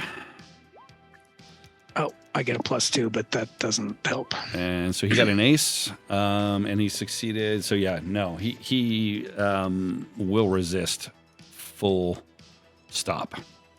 So that's going to be your action. You still have movement. So do you want to use... What's going on? I don't know. I expanded it. I was trying to... I'll shrink it later. It's just rolling for me now. Just continuing to roll? I'm trying to shrink it. I clicked on the wrong place and expanded the smarts thing, and I was trying to click it again and shrink it, and now it's just rolling every time I click it. Hell yeah. I'm just going to leave it alone. Just trying to be smarter and smarter every turn. So you're going to use any of your movement. You did decide to execute your turn here. So I will let you use your movement now or reserve it for when it is actually your normal turn. I'm going to reserve it in case I need it, but I'm not planning on moving just yet. Right on. Got it. Okay. So Robot is going to... There we go. No, he's not. Come on. All right. So I'm going to introduce you to the concept of wild cards that you're fighting. So he has 3 bennies himself. I have 3 GM bennies still. I'm going to spend 1 of his to try to shoot again. And he's still going to be unsuccessful. So the way this plays out, right, is he's right there with you, Mordred. Your sword glances off of him, so your blow carries through and your shoulders down. And he aims the same at your head. How do you dodge? It's like right up against your temple. Just rolling to the side. Yeah, and he shoots a big hole through the back wall over here. And actually, probably this girl ducks as this laser lance fires straight through. And his second shot, equally as ineffective, fires and hits this sort of mirrored headboard, melting the mirror and causing it to sag. He is not going to... Yes, he is. He's going to leverage his move to step kind of here as close as he can so that he can try to interfere with any blows that you may have against his master. Your movement, Donovan, do you want to use it? Your turn's back up.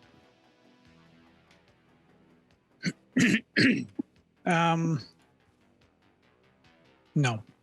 Okay, so you're going to forego the rest of your turn. That works for me. Yes, and I already acted, so I can't take another action. Right. Okay, so that will bring us to another initiative round, and I'm actually going to do this the right way. So I'm going to recall our deck. I definitely want to script this, and I'm going to redeal now some cards and then go sort them, which Wow, what a pain in the ass. Abomino is going to come up this time. So inspired by the fact that his master is in danger, if that's even a possibility for this robotic construct, he is going to continue his attack on Mordred, knowing that that is his primary threat. And, the wild die is going to come through for him. So he will successfully hit you, Mr. Mordred. At which point I can try to find his character sheet so I can do some damage on this thing. Roll it. So that will be a big 5. Before you say anything, Mordred, I'm going to spend his second Benny to reroll that damage because I think you deserve worse. Oh, wait, I hit it twice. I'm sorry. The first one is what should be there. So 14. What is your toughness, Mordred? It's only 6 right now. Great. That is good. This is good. This is good time. So you're going to be, you will be shaken, and you're going to take 1 wound as well. Reminding you that you all have 3 wounds before you're incapacitated. You can spend a Benny to get rid of that shaken condition, or you can wait and make a vigor roll later to do that. What do you want to do? Just deal with that now. I'll throw off shaken with the last Benny I got. Okay, throw that out. And have you spent a bunch of bennies this game? The 2 I had, and then the 1 from the Joker. So I'm out until we get another Joker. Okay, I gotcha. Okay. So he is going to. He's shot you basically. I'm going to say like through the hip or something horrible. It's a gnarly smoldering wound on my head. Yeah, exactly. Just like sizzling, gnarly, and there's the carpet's on fire there, just for effect. He didn't have the property preserving module installed. So now we'll move to Arnaldo. He is actually going to attempt to flee, I think. So he's going to use his movement. Part of it anyway. So he's going to basically, running nude, buck naked. He's got a particularly hairy ass, you notice, if that matters to anyone on the stream, but he bolts, leaving his other girl, who is shrieking this whole time, obviously, just like reacting as you might expect. She's got the next initiative, and she's going to throw a pillow at Mordred, because that's all she's got. She's just like, leave me alone, and throws the pillow. And that brings us back to Mordred. How would you like to respond to the pillow attack, sir? Not even care about it, and just manifest my armor on this round and make my roll to heal.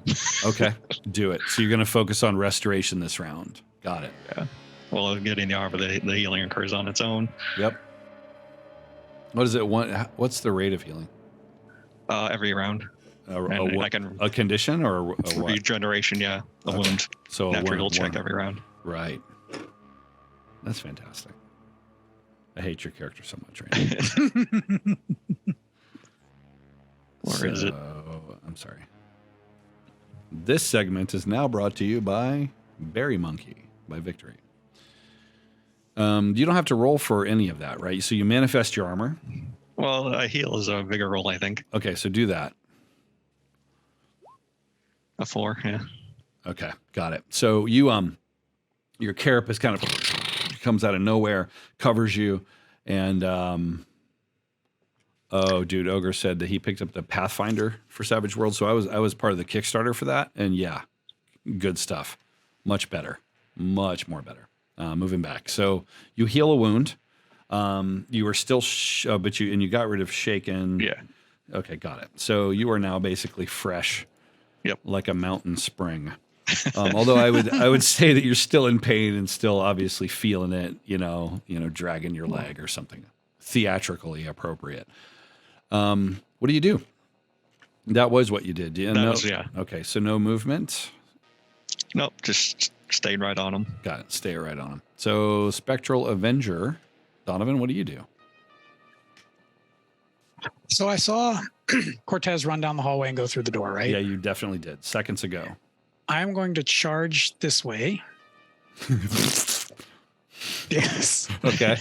Okay. And I'm going to drop my invisibility. The idea is to interpose myself between Cortez and the door, which is why I just kind of picked here, because I don't know where anybody's at in the room. I can't see through the walls. Got it. And I'm guessing I would stop short seeing the girl there instead of running right into her. Yep. But yes, my intention is to drop invisibility and turn and face Cortez and basically snarl at him. You're going nowhere. Ooh, sexy time. Okay, so I don't think you really need rolls for that, but I will let you make an intimidation roll as you roll up. So here's what's happening. You come through this wall, making this big snotty mark, and of course this girl is like, as she, like there's this noise, and she looks, and there's this snot coming down the wall. She has opened the door. He is basically pushing past her, so she's kind of opened it. It opens in, so she's taken a step back, and he's basically in the doorway. Cortez is running, barking some kind of something at him. You don't know what's being said. He's talking in Spanish, and he's being very, very quick about it. You come through the wall. Make yourself visible. Give me an intimidation roll, please. He's going to make a spirit roll. Ooh, nice. How does Wild that die. work? What do you mean? Does the wild die override the one? Yep. Yeah. So Okay. you're exactly. So the way these work, if you're not a wild card, in other words, if you're an NPC, you don't get a wild die. So if you roll a 1, it's a critical failure. If you are a wild card, so a PC or a noteworthy NPC, you have to roll snake eyes to get a critical failure. Right? Okay. So. I read it and I forget it, and then Yep. I read it and forget it. Yeah. I Me forgot too. that. I remember that bit. Apparently, I don't know what a Joker does, but I do know that much. So, so he's gonna try. Yeah, he's not even gonna resist. Like, who would expect that to happen? So you just like flare up in this like glowing blue apparition, and you say, "You are going nowhere," and he literally stops. And let's see how badly he freaks out. 1d6. Okay, so he doesn't completely lose his shit. He's like obviously just like processing what's even going on. So that'll buy you a round. He on his turn will have to make a spirit roll to act at all. That's the outcome of your action. So that's your move. We move on now to Abomino, who is in a Rock'em Sock'em Robots challenge with Mordred. With Mordred. He's gonna make a shooting roll again. Ooh, he has one more Benny left. And why not? Well, he's in a Just laying waste to this boat, though. Yeah, he is. He's shooting holes through the boat. You're absolutely right. And there's like little fires going on in here. Yeah. Okay, so that will succeed. So he will hit you. Where's his damage? Hello? Oh, nice.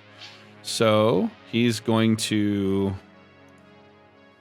roll. That's only 9, though. So, right. What's your toughness?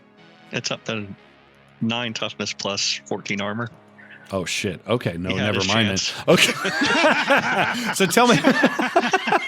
Yeah, it's fine. You know what I'm gonna do is next fight I'm gonna have you misplace the key fob for your armor. And okay, so what happens to this laser bolt? I know what happens. It glances off of his would be his right shoulder, and just blasts right through her mouth while she's screaming. She's like, ah! And her head just evaporates into like this spray of red. The bolt carries through to create a fire over here. The fires are getting bigger. So she's going to be the first casualty. Sorry, love. Not your fault. That's why you don't want to be an extra. Yes, exactly right. This is an extra, right? Okay, so that brings us to, let's get rid of her turn so we don't have to, actually we can, that'll be fun. That brings us to Mr. Arnaldo, who I said had to make a spirit roll. He's not a particularly spiritual guy, so. No, so he is just freaked out by you. The closer you get, he's starting to pray in Spanish. Maybe you're not fluent, but he's, blah, blah, blah, Dios mío, yada, yada stuff. So he's going to lose his turn just this time. He'll be able to collect himself next time around. She is going to sneak past him, and basically she's going swimming. She'll live to talk to the Inquirer, so we'll take her out of the initiative. Mordred brings us back around to you in the initiative order. Actually, no. I'm sorry. You acted this round, didn't you? Or did you not? You did. You did. Because you put your armor up. Yeah, armor on it, shot me, and I'm waiting for next round. So I'm going to recall. We got schooled in the comments for not rolling our initiative every time, so we're going to do it. Yeah, it gets you and us bennies if we get the jokers. Yeah. Well, whoa. Okay. So you and Donovan will act first this round. So you're descending. Come on. No. So actually, it's oh shit! It's in suit order, isn't it? Yeah.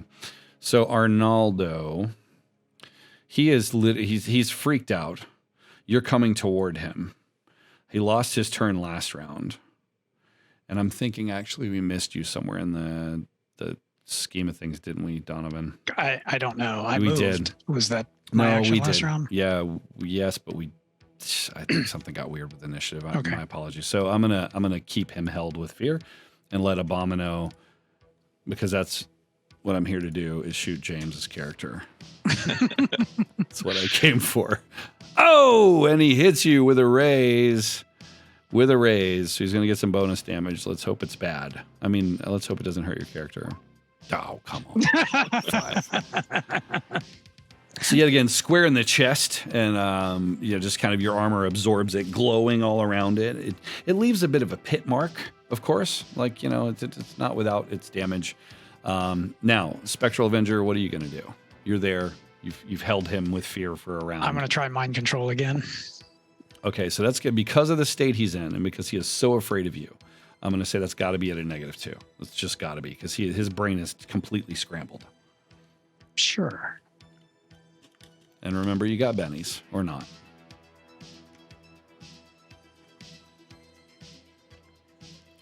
Oh, come on. Yeah. For real. Okay. I guess that's not going to do much. No, it's... Yeah, that is true. And I put the -2 in there. And did you give yourself an extra Benny also, by the way? Remember that when Joker's dealt, all players get an extra Benny. If any player draws a Benny, so you would have an extra one. Okay. Well, I know I've spent 1, so then I have 3. Okay. Yep. You going to let that stand, or are you going to try to... No, I'm going to try again. All right, so you'd be down to 2 bennies. And wow, the bonus would have killed you, but the wild die saved the day. So yeah, you do that. He'll get to resist at his regular. Smarts roll, right? Yep. Ooh, no, okay. So what do you say? Go back to the bedroom and command your bodyguard to stand down. He stops. At this point, the mook, you win, so he'll be doing that when it's his turn. The mook basically just blasts like a spray of bullets at you, straight through you, through this wall. You hear as they pepper this corpse and fly through this area. James, roll a 1d20. If you roll a 1 or a 2, 1 would be you, 2 would be... Oh, 2 would be... So one hits the robot. Come on now. For 1d6 plus 3. 7, so he soaks up, I think, some of that. Tink, tink, tink, tink. Yep, right at his toughness. But yeah, so he gets dented. You see some bullets flying through at lesser velocity because they come through the wall, but they hit him, make a lot of metal noises in front of you. That's what the mook's going to be doing for a minute. He's backing through this door while he's shooting, right? Because that's his move. And actually trips backwards into this boat, shooting into the ceiling until his clip is exhausted. Mordred, you're up next. Will your master have a funeral for you, or just put you on the curb with the rest of the trash? I love these one-liners. Nice. What's your attack? 5 and 5. Okay. Well, that's enough to hit. Well, actually, you're against his parry, aren't you? No, that's not enough. Do you want to use a Bemmy? I don't have any. Benny. Okay, you don't. So, yeah, he parries your blow with his forearm. You notice that his right, each of his forearms is reinforced very heavily. Although you do make a bit of a gouge in it, he does not yield. So Arnaldo moves this direction, and with a casual pace at that, very direct, like he's going to a meeting that he's got to present in, but not like he's terrified of the ghost anymore. And he steps into the doorway, and he says, "Stand down." And, but sir, the magnetic anomaly and his mortal friend, and you're just thinking I'm not mortal. The magnetic anomaly and his mortal friend represent clear and present danger. I said stand down. Don't disrespect me. I'll have you disassembled. Affirmative, standing down. And it turns to look at you, and its expressionless eyes just bore into your skull. So that is its action. It was about to shoot again. There's fire all around here at this point. Okay, so we're talking about like various fires, or like was it like 5 or 6 points of fire that are spreading across this carpet. The room is filling with smoke, and it's really toxic, plasticky smoke too. And so we will recall some cards. I guess this is faster than the actual art of dealing cards, maybe. Wait, what's that all about? BC. Before cards. Do you see that? Yes, I see that. For the 3 people that I can see it for. That's really strange. What's that all about? Hang on. Okay. It's like, thanks, Roll20. I'm trying to do this. Those of you who happen to see this on the YouTube, if you're the fucker that got mad that we're not doing the card thing, this is why. Because, okay, that's better. Software happens. And it's funny that most of us on this channel are involved with software somehow. Okay, so Abomino will skip his turn. Okay, so this guy, he's standing in the doorway, but of course, without any further directive, right? He turns to run. He sees you there. He's going to make a spirit roll. Are you going to try to intimidate him? No, actually, well, it's not my turn yet, but... Okay. All right. He succeeds. So he basically dives past you, and he's using his full move. So he's like bashing into doors and like, scraping himself on the way out and whatnot. And this guy's out here kind of having recovered with his gun. He's reloading his weapon. But yeah, he's going to haul ass. Which brings us to Mordred. Mordred, what do you do? Follow them out. You leave this thing standing there? Yeah, that's impressive. It's essentially, it is a robot, but it's like a defensive sleeping opponent, and I'm not going to strike it down. Ooh, a man of honor. Idiot, but man of honor just the same. Okay, that's fine. He's going to get upgrades and come back. He's going to install the new version of Windows and come back after you. Okay, so you're going to move if you want to move your full move, you can basically add your running die to that. Okay. If you click the little paste button, it should do a running roll. I'm testing that right now. Yeah. Wow. Okay, so you get 12 squares. Yeah, I'd probably catch up to him and just try and grab him. Okay. Give me a brawling roll then. I'll give you +2 because you're coming up behind him, full speed, and you've got your armor and all that nonsense. +2? Yep. Oh my God. A 22. Okay. So I'm going to say that you can basically knock his ass out if that's what you want to do. With that, I don't want him unconscious. I just like wrap them up real good.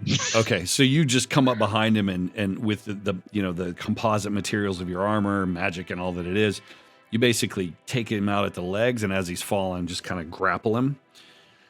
and sees him up. He is completely grappled for this round, at least. The Mook. I'm going to let Spectral Avenger give me the 1d4 roll. It's going to see if for his smarts. He fails his smarts. So he just literally, he's reloaded. He sees you coming in, and he basically just starts to spray. Oh. Not thinking about what's happening here. Does the Mook have a character sheet? I think they must. Mook. Yep. I've got a character sheet for some weird things in here. Hang on. Roll20's trying to load. Hang on. Okay, better. So he's going to make a penny shoot. on that so he doesn't kill his boss. No, you cannot. I know, that's his. Oh, damn. All right, so he has, I don't know why he has a wild die, but he critically fails. So he shoots the shit out of the boat there. Right, as he's coming around, he's just kind of and puts a couple 3-round bursts into the edge of the boat as you kind of tackle him to the ground. You guys are wrapped up over here, right? So the inflated landing raft basically just flattens out. At least that section of it does. And he realizes what's going on. Spectral Avenger, what do you do? Okay, so I'm going to charge out here, take a moment to assess what's going on, and then both out loud and in his head, Arnaldo, come with me. We can get you to safety. Are you trying to mind control, or are you trying to talk? I am trying to mind control, but I also want Mordred to hear that. Okay. I want Mordred to know what I'm doing. I'm going to say he's still under mind control, right? He's still under mind control. Yes. But I think he would get a resist because we don't seem to be safe people. Yeah. Well, given all that's going on, there's no way. He's just going to be like, oh, word. Like, this sounds like a good time. Like, so he'll do his 1d6 worth of that. And he will succeed in resisting. So he's struggling. He hears it out loud. Fuck you, man. Fuck you. You work with the government? You give me a lawyer, man. I'm not going anywhere with you. Ogre just called you a brain rapist. Brape. Well, that is part of Brapist. Okay. So yeah, he's basically protesting. Like, no way. I'm gonna try again on my next turn. Okay. You got Benny. You want to re-roll that? You could try. Yep. Can I re-roll after I know the result? No, technically no. You're right. Okay. That's what I thought. Because I was kind of banking that a 9 was enough. So Abomino. This is like a sidebar scene in the comic book, right? Where like you guys aren't aware of this, so you can't meta against this, but here's what's happening. You turn the page in the comic, and Abomino connecting. Ellipsis, connected. Transmitting update. So data's being transmitted. That's what Abomino's up to. This guy. Okay, so he is going to try an opposed brawling roll to get loose, is what he's going to do. Which is probably funny. I don't know, we'll see what that works out to be. This is Muay Thai. He does this, nope, you succeed. He succeeds. So you guys are basically at a stalemate, surprisingly. Your armor's engine, your armor's motors are like, zzz, and he's like, doing all you're like, it's like a UFC, except it's good because when you put your crotch on his head, like he's it's metal and not underwear or whatever they wear. Okay, Mordred, what are you gonna do? As he continues to be grappled. Just keep him tied up and like put my back between him and the guy that was almost shooting us. Okay, so you try to roll over to be a meat shield or a armor shield. Okay, fair. Give me a brawling roll, and a success would indicate that you managed to. This is opposed. Would indicate that you managed to force him to do that. 13. Yes. Okay. So you do. You 1d12. Okay. Yeah. So you basically roll over. This guy's not shooting anymore just yet. Mook's turn. Mook comes over, and what he's going to do is he's going to basically take the muzzle of his gun, running over, and he's going to try to just bash the shit out of the back of Mordred's head. Clang. Yeah, maybe. I don't know. Maybe he gets like Ultra Benny and he's got a magical submachine gun. You don't know. You don't know what Mook's got. Let me pop this out so I can... God, Roll20 is so slow today. It took that amount of time to load a character sheet. Oops, I didn't put a band. So The submachine gun's made from a fragment of Excalibur. yeah. It's not gonna. Watch this. No, your parry's probably not 2, is it? It's a little bit more than that. Yeah. A little bit more than 2. So yeah, he comes back behind you. I mean, it's you've turned yourself to present your back to him, and he just is like kabam, and the video screen, that you see through is like it wavers a little. But that's it. It's like is it still a functioning submachine gun? I'm gonna say that cartridge is messed up.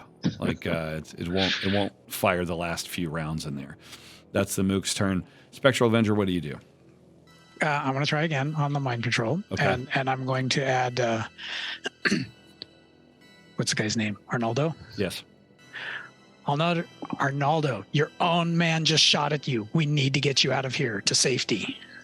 Ooh, fancy. Oops. I'm going to re-roll that. You're out of bennies, aren't you? Or you got one more? Nope. It's the last one. I had 2 more. Okay. Because I got the extra one. So now I have 1 more. No, because the 9 I didn't re-roll. I thought it would be enough. Yeah, so he succeeds as well. But this is not against his... I think I'm going to let that slide because it's not... Smarts roll. Yeah, it's... Oh, is it? Yeah. Yeah, mind control's an opposed smarts roll. Yeah, but I didn't have his character sheet ready because I didn't think you guys were going to fuck with him, but okay. Sorry. So it's not against his character to be self-preserving, right? So you feel, Mordred, you feel him relax a little bit.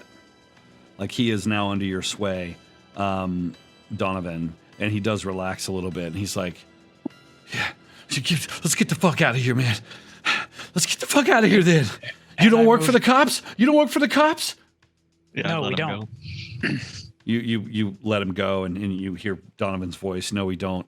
At which point you hear the remainder of the clip that can fire from this guy, like as he just shoots straight through Donovan. And at which point he is going to make a spirit roll. 1d4 probably. Yeah, no, he hyper fails. He's gonna. He holds the gun in his hand, like throws it down, and just jumps off the back of the boat. Like he is so. He's gonna go swimming with that girl.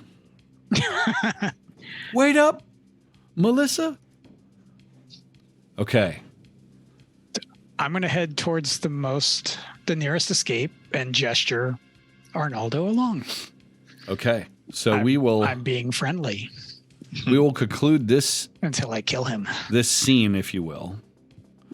We got a little bit more time left, so I think we'll carry on for a minute. But basically, at the end of this, yacht, little pleasure yacht, you're stepping out. He's got his head down. He's a little bit battered after, his tussle with Mordred. So we now find ourselves as the scene fades to darkness. I'm guessing where. I won't guess. I'll have you tell me. Do you take him back to HQ? No. Where do you take him? Just some abandoned warehouse nearby. Which, of course, you happen to know of just the place. A nice romantic abandoned warehouse nearby. Somewhere around Kingston, somewhere up in that area. Okay, so the scene fades in to find him in a chair. I'm guessing that someone has bound him because it only makes sense. At some point, yep. Right? Yep. He's there. He's a little battered and bruised because he wasn't exactly the easiest customer. So he's been beat up. He's bleeding from his nose. And there's probably the stereotypical single light over his head shining down. And so you don't know how big or small the warehouse is. It could be a shed or it could be an airplane hangar because of the way the lighting works. So we fade in, and Donovan and Mordred are in front of him. What do you do?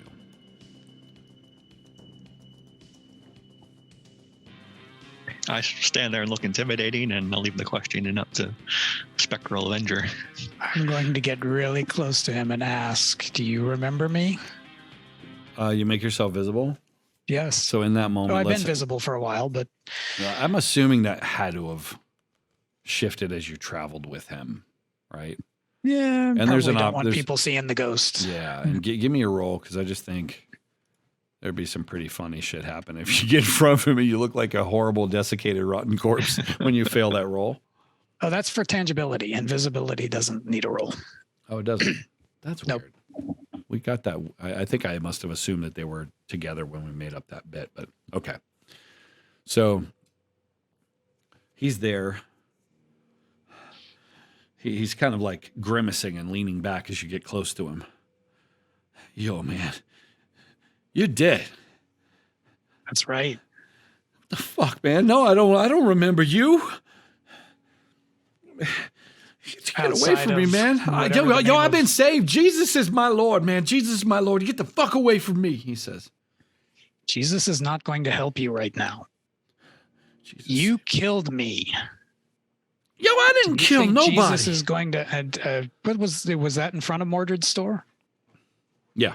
Yeah. That's where you died. Okay. I dropped the name of Mordred's store. He doesn't react to it at all. You say whatever. Man, what are you talking about? I don't know a bookstore. I don't know that guy. Look, whoever killed you and shit. What is this? Some kind of horror movie? What is this, like Clive Barker and shit? I didn't kill nobody. I gave him the date. He struggles. He's like, and he looks right kind of through you. But it's like he can't hold your gaze for long. But he's like, I told you, I've never killed anybody in my life. One of my boys might have.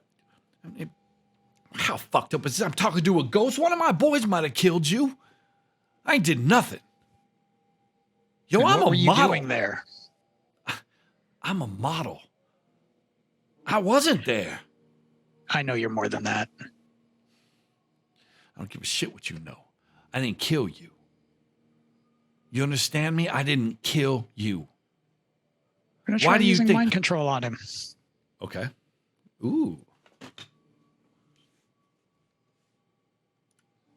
He'll be like, all right, I killed you. He won't. Yeah. He's going to have a success on his resistance. So let's see how you do there.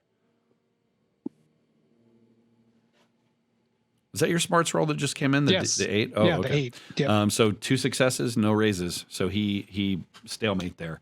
You can spend a penny if you want to reroll. And that's your last penny. The last one, yep. Let's try it. And he actually has pennies he could use too. So, that was worse.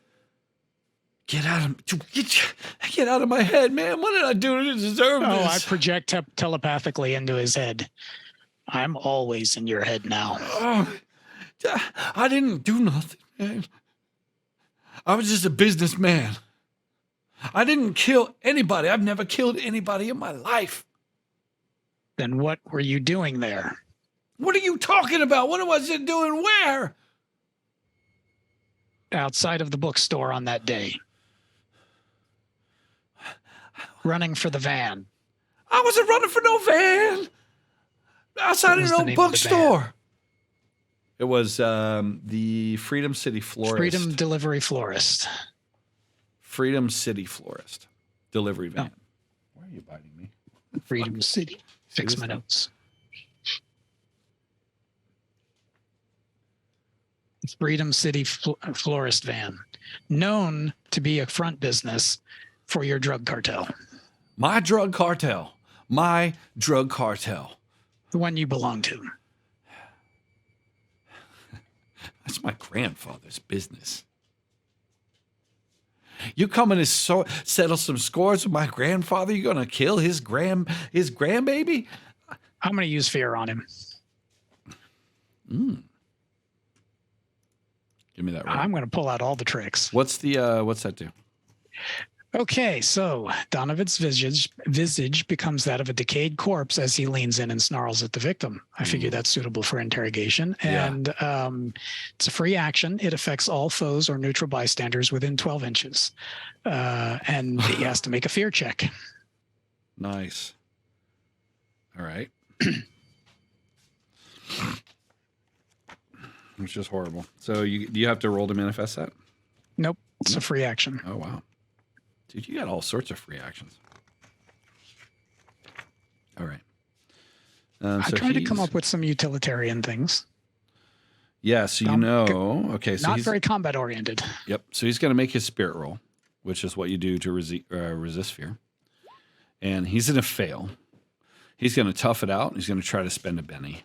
So that'll drop him down to 2 bennies. He's gonna fail. I'm not. Hang on a second. Let me see, because he's a wild card. Give him his wild die. He fails on the wild die as well. So give me then a d20 roll, please. Success means the character is overcome. The situation can carry on. Failed to renew the results. He faces from the consequences below, depending on whether the source of fear was grotesque or terrifying in nature. What is the nature of your fear? He becomes basically Donovan takes on the look of a decayed corpse, and he's interrogating him already, so he's leaning in close and snarling at him for the most part. Okay, so there are 2 reactions for fear. So jot this down so we have it. Mm-hmm. So there's 2. There's nausea and terror. Nausea is really if the scene was grotesque or horrific, such as a grisly discovery or learning a secret man was not meant to know. Or a terror, which is a terrifying trigger, such as a monstrous creature or unknowable evil, is much more intense. I'm gonna rank you as nausea. Okay. Because I don't think you rank up there with like a demonic presence or something. So let's go with that. Fair. So he is then going to be. So if they fail, just for your reference, he'll be shaken and fatigued. And critical failure means that he would have to roll on the fear table. But he did not get a critical failure because he rolled a 4 on the wild die, or a 3 on the wild die. So he is completely just shaken by this, and he's just like, yeah, get the fuck away from me, man! Get the fuck okay. What do you want to know? I'm telling you, I didn't kill anybody. I didn't kill anybody, man. You think I wanted to have all this shit come down on me? I was making millions. My career has been ruined. I was a model, he says. He's all like, I want to know why you were there that day. He's like ugly crying, so his whole face is just like, and he's, I was there to make sure the deal went right, but it wasn't me. What deal? I was supposed to meet somebody, man. We were supposed to meet somebody there in front of that store. Do a handoff of a deal. It was the last one for me. It was JoJo. I saw it. Man. I recognize your face. JoJo gunned you down. Who's JoJo? JoJo is JoJo. Sorry, the dog's eating Velcro behind me. What are you doing? Is he part of the cartel? Do you know who he is? Where can I find him? I don't know, man. I've seen him around time and time again, man. He works for my pops, man. He works for my pops.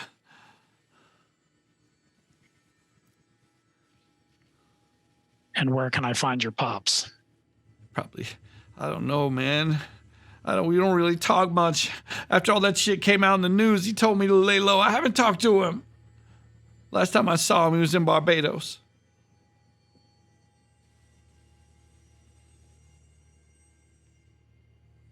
Where in Barbados? At the house, man. It's the house on the beach. Look, you gotta leave me alone. He's just ugly crying some more. Where can I find JoJo? Model. I don't know where JoJo is. I don't know where JoJo is, man. He works for some local folks. He works for some local folks. You could probably look up Timmy Gonzalez. How does he connect to this? Like he runs a district, man. Like he's all city center. He looks after all the white collar types and makes sure they get their shit. That's who was running the deal that I got wrapped up in. I swear to God, man, it was my last run. I was gonna be out. I'm a model, and he like looks right at you with his ugly, crying, tear-streaked face. Please let me go. Please. I move away from him and kind of gesture to Mordred. Okay.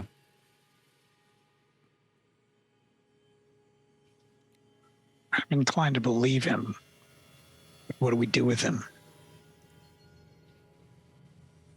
This music is great for this scene. Can you hear it? I was going to say it would be if I could hear it. Fuck off. Well, the murderers we would just kill. The thieves we'd cut off their hands. The liars you cut out their tongues. That stuff doesn't really fly much anymore, but whatever punishment you think he deserves.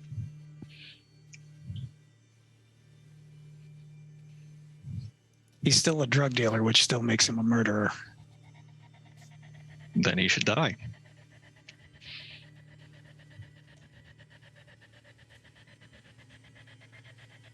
I kill him. How do you kill him? I have my damage field.